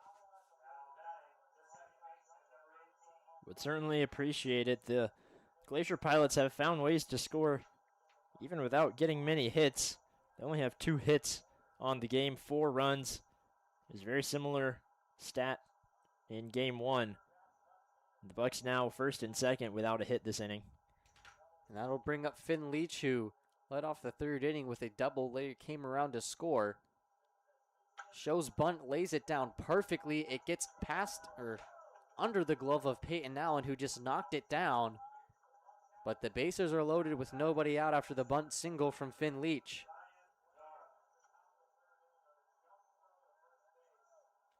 That'll bring up Ryan Dara, who is 0 for 2 in game number 2, but was one of the hottest bats in the Bucs lineup in game 1. Dara had 2 singles, reached on an error to the second baseman, and then a fielder's choice. Any ball put in play has a great chance to score a run.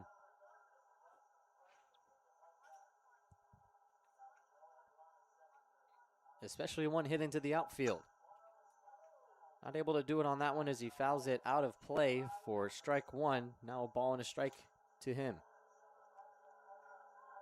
The Bucs have stranded the bases loaded once already today. Don't have any outs, so would be a pretty phenomenal defensive play from the Pilots, though we have seen them do that. I mean, Peyton Allen had probably the best defensive play, in my opinion, that we've seen all season, coming down and making that throw over his body to first base. That one comes inside for ball 2. The Bucs have also struck out 3 times already today from Hank Smith, Camden Lantrier, and Drew Raymond. Dara smacks that one over to short. They get the force out at second. They won't get a double play.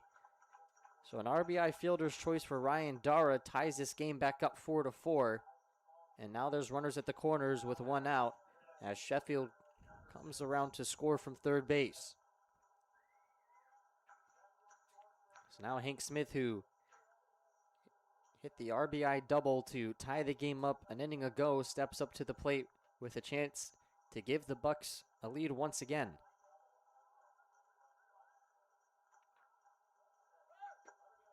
Runner will go on the pitch. Dara is safe. Didn't see a double steal attempt. We've seen that before. Drew Raymond deciding not to go. And now 2 runners in scoring position for Hank Smith. That also virtually eliminates the potential for a double play.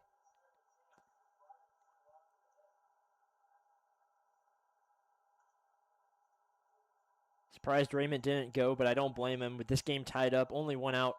Certainly don't want to get that second out at home. Would love to be able to have one of your hottest bats and your most consistent bats, Hank Smith, who already has an RBI double today, be able to just drive in these runs without having to get fancy. Faces a 2-0 count that turns to 3-0 with another pitch bouncing in the turf. Smith not even having to take the bat off his shoulders yet.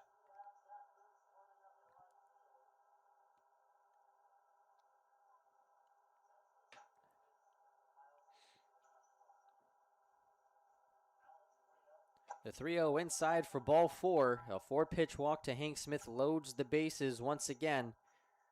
with only one out, and that'll bring up Ty Denton to the plate. Yeah, and if one of your best bats can't drive in the runs, instead takes a walk, heads to first base, just put up your other incredible bat in Ty Denton.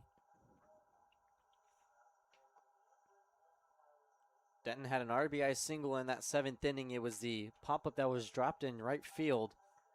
Was quite a wild play. He's off with the first pitch that winds up down and away for ball 1. He's already drawn 1 walk today. That would bring home the go-ahead run.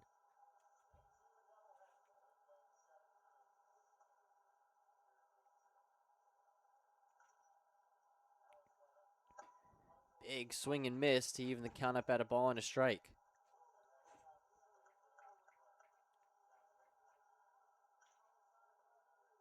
So the bases are loaded for Ty Denton. Still looking to record his first hit of this second game.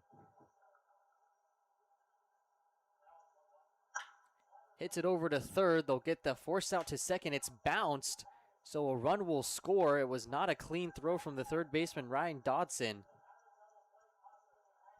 And he didn't tag Ryan Dara, who was heading to third and right in front of him, and I think Dara was a little confused afterwards and just kind of trotted over to third base after. It was certainly an odd play. So they only get 1 force out at second base. Back-to-back RBI fielder's choice groundouts from Dara and Denton. And the Bucs jump in front once again, now up 5-4. As Taylor Tracy steps up to the plate. Tracy already hit an RBI single, is 2 for 2 with 2 singles. Came around to score an inning ago. Has a chance to extend the Bucs lead. This is where a double steal attempt might work out, especially no one's covering second base right now. Instead, Tracy will ground it over to third, where Dodson throws it across the diamond. It's taken on a big skip by Logan Strong. So the Bucs take a 5-4 lead after the fielder's choice from Ty Denton, as they score 2 to take a 5-4 lead heading into the bottom of the 4th.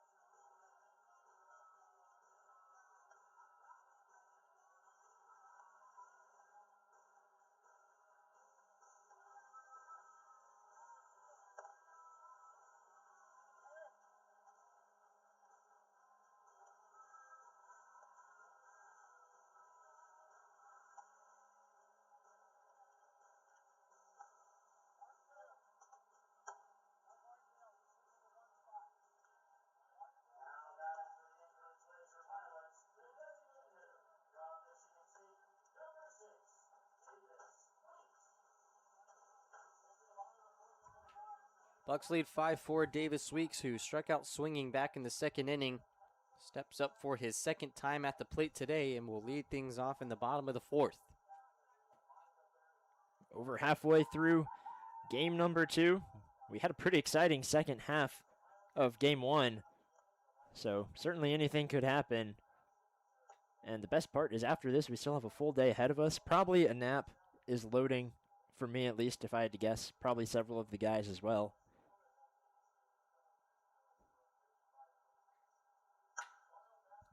Weeks pops one into shallow right field where Finn Leach will come over and make the catch for out number 1. Eli Lipinski is also still on the mound. Don't know if I'm going to join you guys for the midday nap. I still got some work to take care of. Getting back into the swing of things with the school year just about a month away. College football season starting up. Got to write a couple positional previews with ASU football's preseason camp starting in just about 10 days. Cutting it extremely close. I fly back to Arizona on August 4th, and August 5th is the first day of camp, so not much of a grace period for me. I'll get a day to recuperate, and then it's back to work. No time to adjust to the heat. Yeah, that too. I've really enjoyed being able to wear pants and long sleeves all summer long. I do not miss the 110-degree heat that the rest of my family is enduring right now. I miss them, but not the heat. So 3-0 count to Jack Karen, who grounded out to shortstop his first time up. Glacier Pilots have had a base runner in every single inning so far, trying to extend that streak. And they will as Karen draws a 4-pitch walk and trots over to first base with 1 out.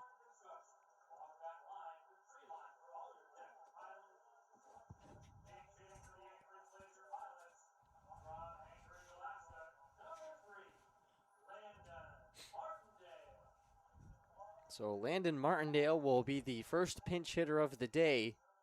He will take over for Henry Verhamy, the leadoff man, after Verhamy walked and grounded out to second base in his 2 plate appearances.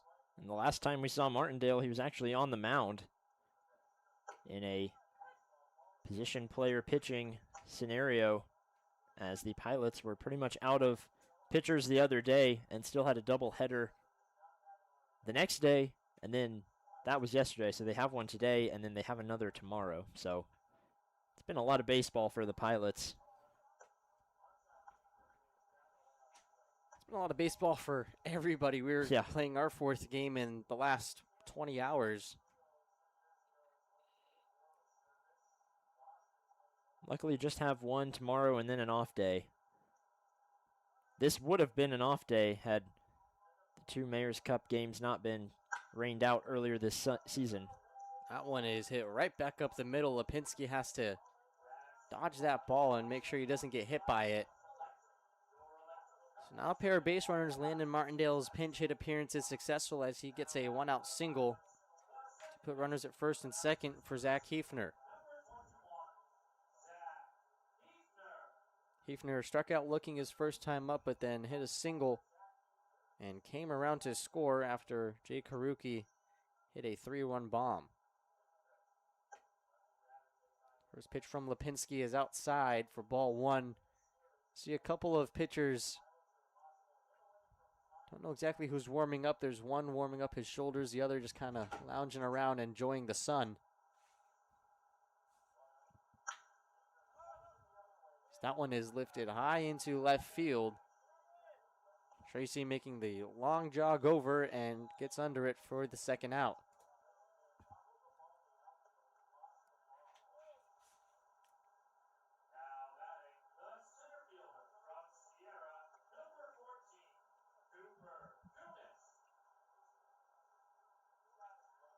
Can't see exactly who it is warming up for the Bucs in the bullpen, as their number on their jersey is not showing.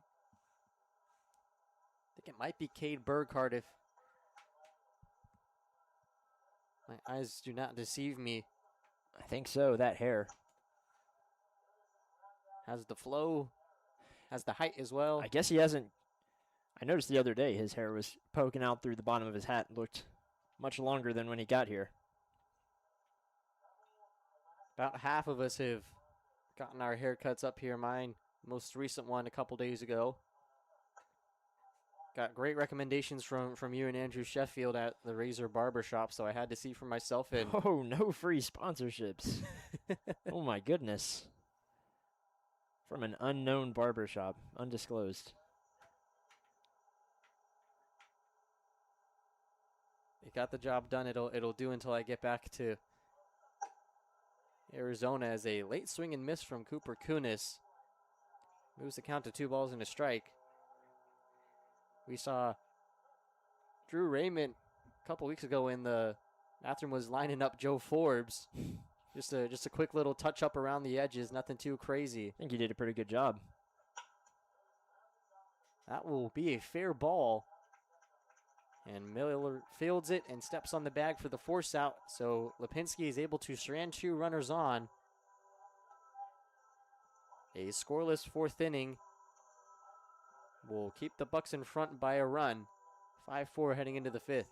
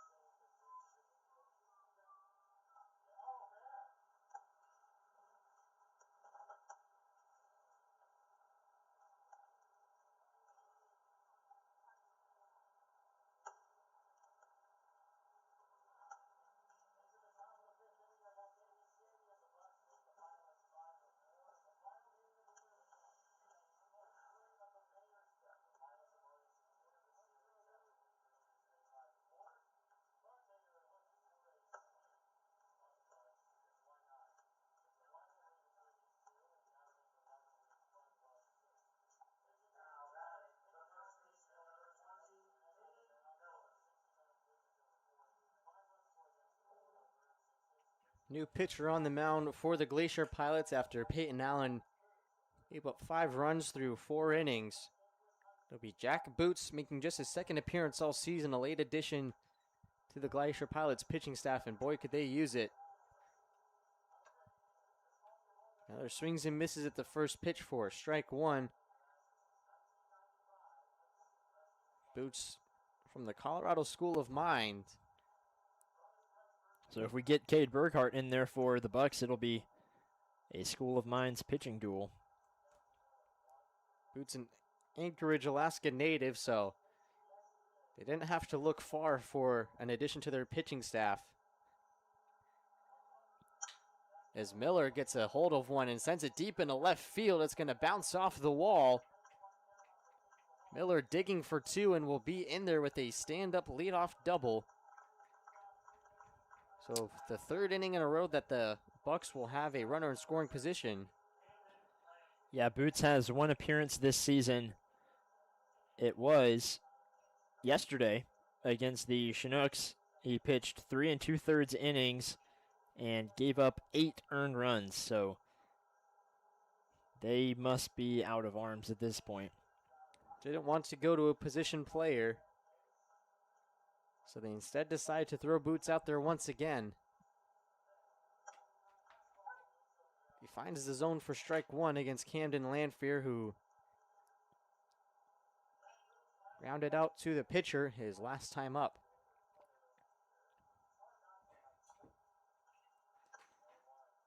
That one just misses.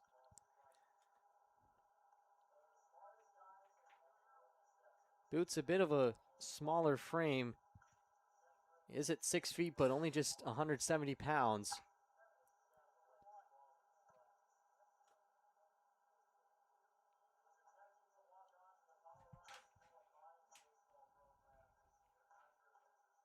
Lanfear is the only Buck to not reach base safely so far, trying to do so here, and is a ball away from earning a walk with nobody out. Well, apparently his name is Jack Boots. Apparently a Jack boot is a tall mid-calf or higher leather military boot without laces. So there you go. Because I looked up Jack Boots and Fun fact of the day. nothing about the baseball player has come up. Full count to Camden Lanfear. The payoff pitch is lifted high, fouling out of play. I made a habit of putting baseball at the end of my Google searches when I'm looking for a certain player. Usually a actor or some type of celebrity will pop up before them.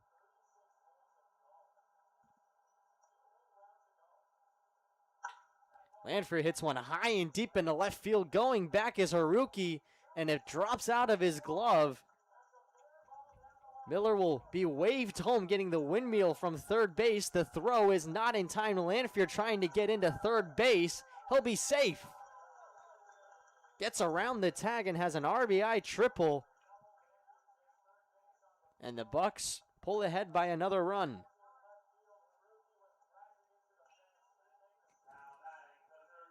Wow, I really thought they might have gotten Lanfear there. The throw was way underthrown, but the catcher, Nick Cortinas, was able to make a pretty good throw over there. Lanfear able to swim, dodge his way out of that.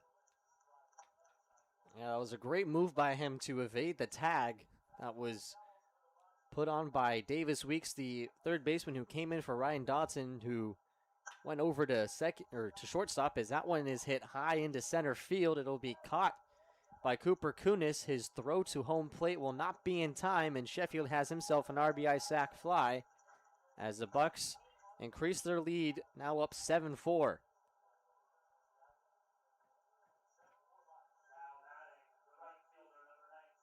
Still only the first out of the inning, plenty to go. As Drew Raymond steps up for the third time, he came around to score back in the fourth inning. So if I'm not mistaken, I believe... Hang on, I have to do some more digging before I make any claims. Raymond swings and misses, now a ball and a strike to him.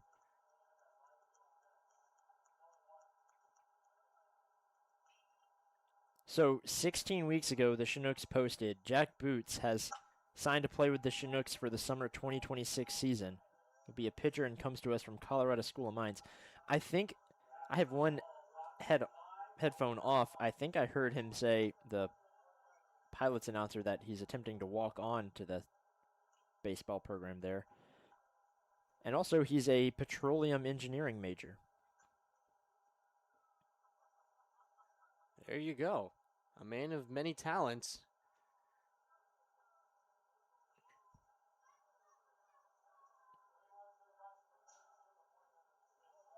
A soft, almost like a lofting pitch that you'd see from a position player is chopped slowly over to third base, and Drew Raymond legs out an infield single. That was probably the slowest pitch we'll see all season. A little bit of an eephus pitch there. Trying to just get Raymond to swing on and whiff, but hits an infield single. So it'll be another runner on for Finn Leach, who is 2 for 3 with a double and a bunt single.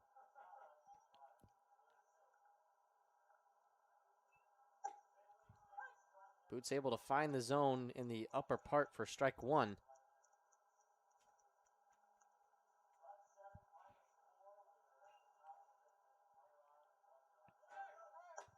Runner goes on the pitch. The throw is away, not in time, and now Drew Raymond will take third with ease after the throw from Nick Cortinas got into center field.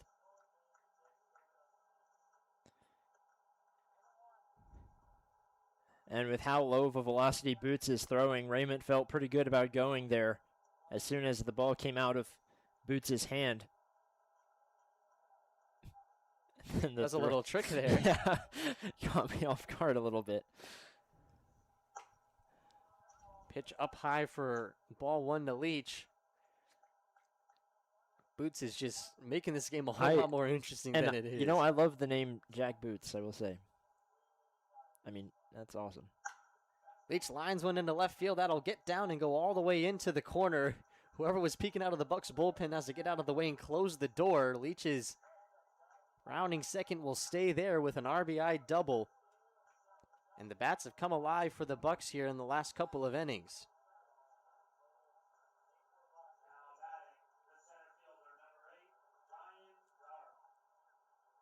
I'm still wondering about that. He signed with the Chinooks. That was 16 weeks ago, so that was this season. But here he is on the Pilots. Makes you wonder. Yeah, 16 weeks is, Not that long ago. it's only about 4 months, so he must have flipped it. Now Ryan Dara hits one into right field. That'll get down and go all the way into deep right field. Leach will get waved home and is in there in plenty of time. And the Bucs are seeing the ball very well right now. Back-to-back RBI base knocks from the top of their order. The lead now up to 5 as they have put up a 4 spot in this inning. Dara goes on the first pitch and nobody's even covering the bag. And the easiest stolen base of Ryan Dara's life. Things are getting weird here in this game.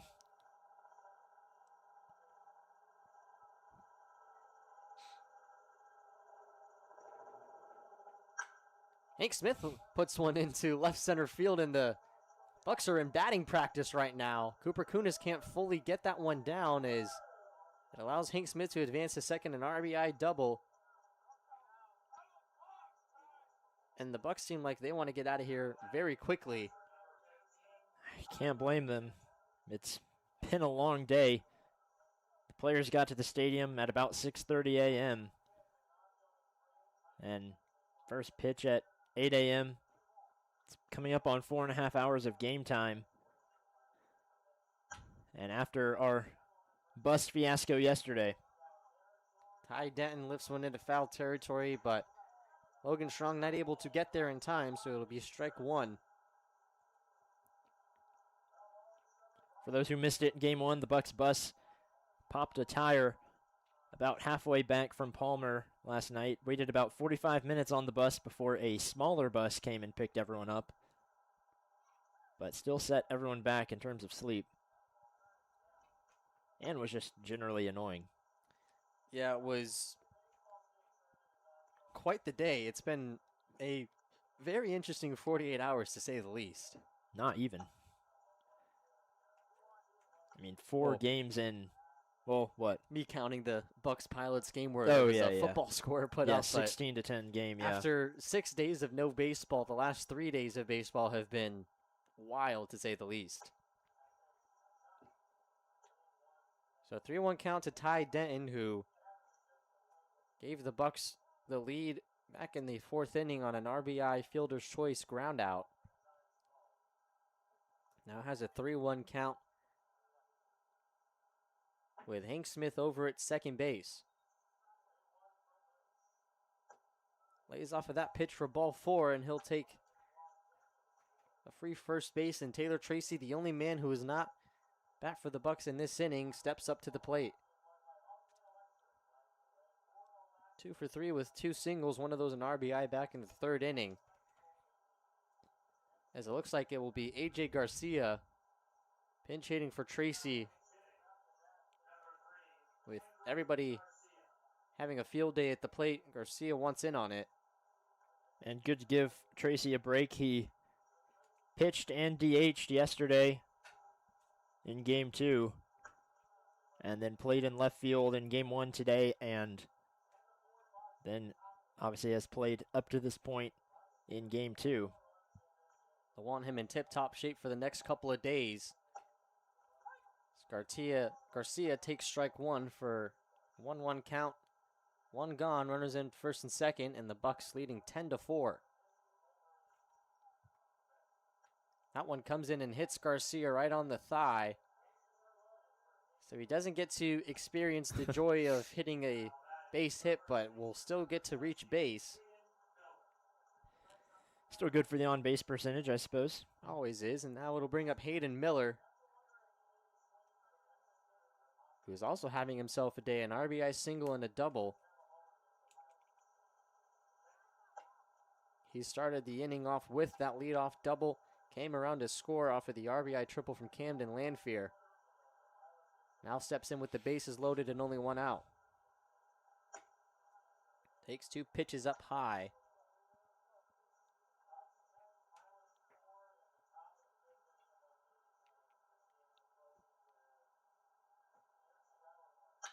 Miller lifts one into left field. That's going to get down and go all the way to the wall. It'll score at least 1 run. Right behind him is Ty Denton. And a 2-run double from Hayden Miller, his second double of the inning. And the Bucs have completely blown this one open. They now lead 12-4. So do we have to if we score 2 more runs, which we have 2 runners in scoring position, do we have to let them bat one more time to end the 5th inning before we run rule? I believe so. Looking back at their schedule yesterday, they got run ruled in the 5th inning. So it is possible if Camden Lanphier is able to hit a ball into the outfield. He pops one up. It's going into shallow right field, but it'll just barely wind up foul for strike 1.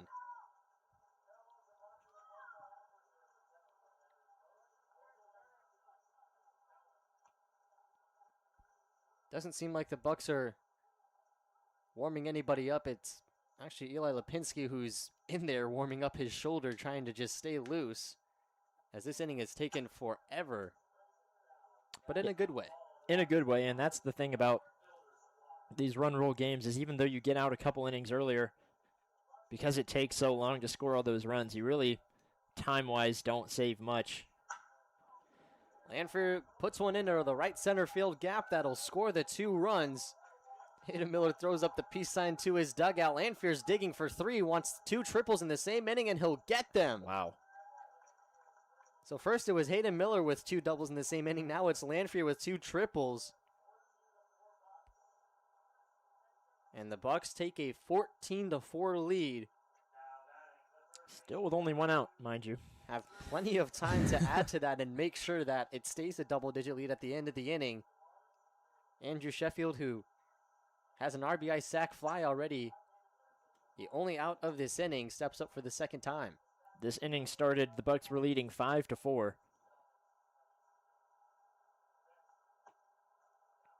That one down low for ball 2. I don't know what's going to happen to the scoreboard because there's only room for 1 digit in each of the innings, so will it just go back down to 0? Or maybe they just keep it at 9. I don't know. But either way, I guess we're about to find out. Well, maybe, I don't know. we might. Don't get too recall. ahead of yourself now. Sorry. Sheffield fouls one away for strike 2. Now a 2-2 count to him.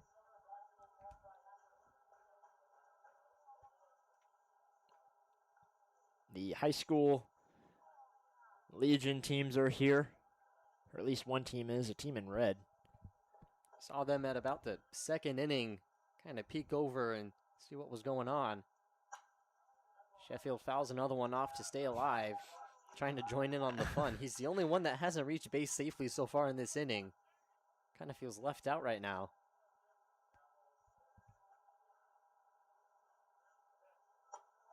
Swings and misses for strike 3, and he'll remain the only guy who has not reached base in this inning.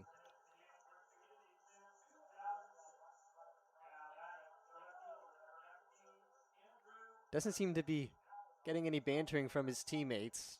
That's good. So now Drew Raymond steps up once again. I've heard of batting around, but I don't think I've ever seen it happen for 4 batters. We'll see if it reaches a 5th. At a certain point, I guess you just kind of give up and start swinging. Raymond will lift that one into center field where Kunis makes the catch. So we will see if the 10-run lead holds. But in the meantime, looks like we will receive a new pitcher. We'll have more on it when we come back.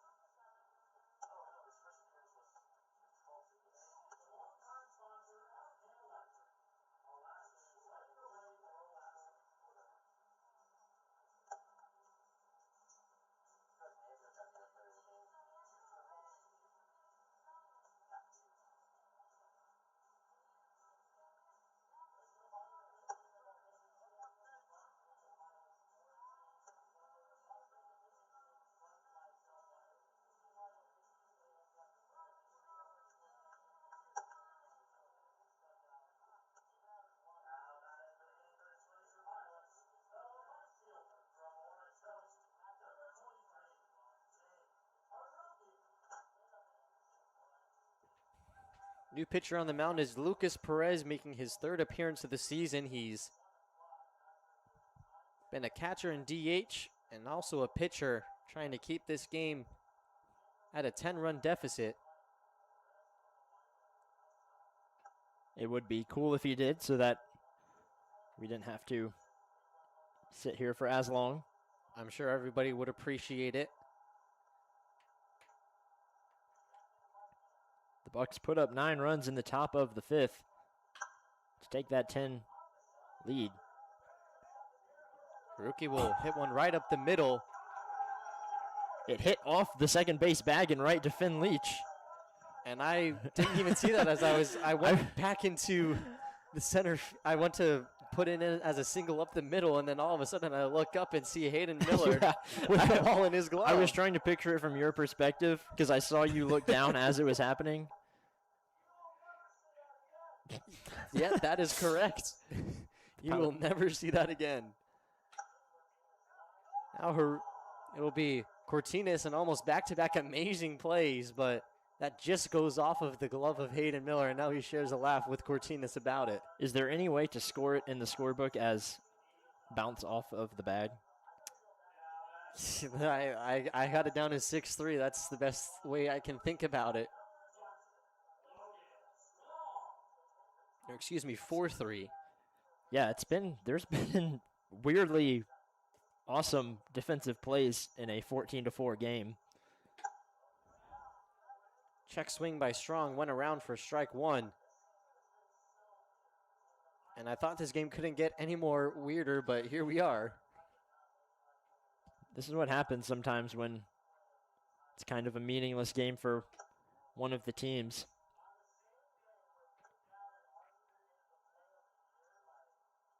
It's now a 1-1 count to Logan Strong, who has popped out to shortstop and hit by a pitch. That is dropped by Denton, but not far enough for Cortines to advance. So 2-1 count to Strong.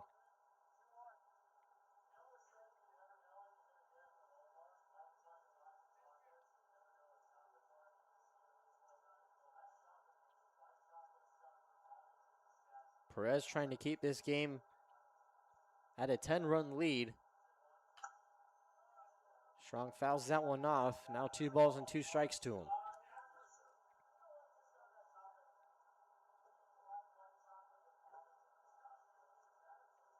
I'm going to need to watch back that play on the stream to see how it happened. Because I was laughing so hard at picturing you seeing it go up the middle, looking down, and then somehow seeing it go out at first base. Drew Raymond comes bursting onto the scene and makes the running catch for out number 2. Perez just 1 out away, and I'm calling it a save. I don't know if it is, but in my mind, it's saving us from 2 more innings. Hey, you know what? Okay, fair enough. It'll be Dodson. That is last batter trying to extend this game. Although I don't think his teammates would want it to be extended, because then that also forces somebody to be their pitcher.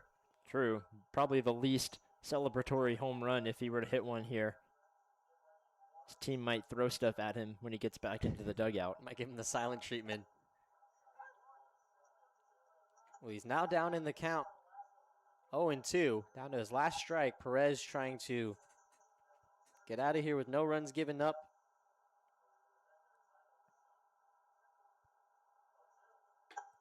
Just misses outside. It's obviously very common for the ball to hit the bag and go out of reach for a defender. It's usually a first base or third base bag, but very uncommon to see it bounce to the defender and get the out. Dodson lines it into center, and A.J. Garcia, who took a tumble, is able to stay up on one knee and make the catch for out number 3, so that will do it. The Bucs get the 14-4 run rule win, and they will, what I think, be able to stay atop the standings in either first or second place, depending on how the doubleheader goes. If the Miners sweep, then they will be ahead of the Chinooks. If they split, they have the tiebreaker over the Miners. And if the Chinooks sweep, then they will be firmly in second place. But we will wait and see, and we'll have an update for you tomorrow when the Bucs go on the road to face the Chinooks. We are down to the final stretch, just 3 games remaining, as the Bucs win 14-4 and secure the season series when they may not have the Mayor's Cup, but they have beaten the Glacier Pilots 6 times and only lost 3. 7-4 if you count the 4th of July games. But that will do it. The final game, as far as we're concerned, at Mulcahy Stadium, unless we are back here for the top of the World Series. We thank you for tuning in, and as always, go Bucs.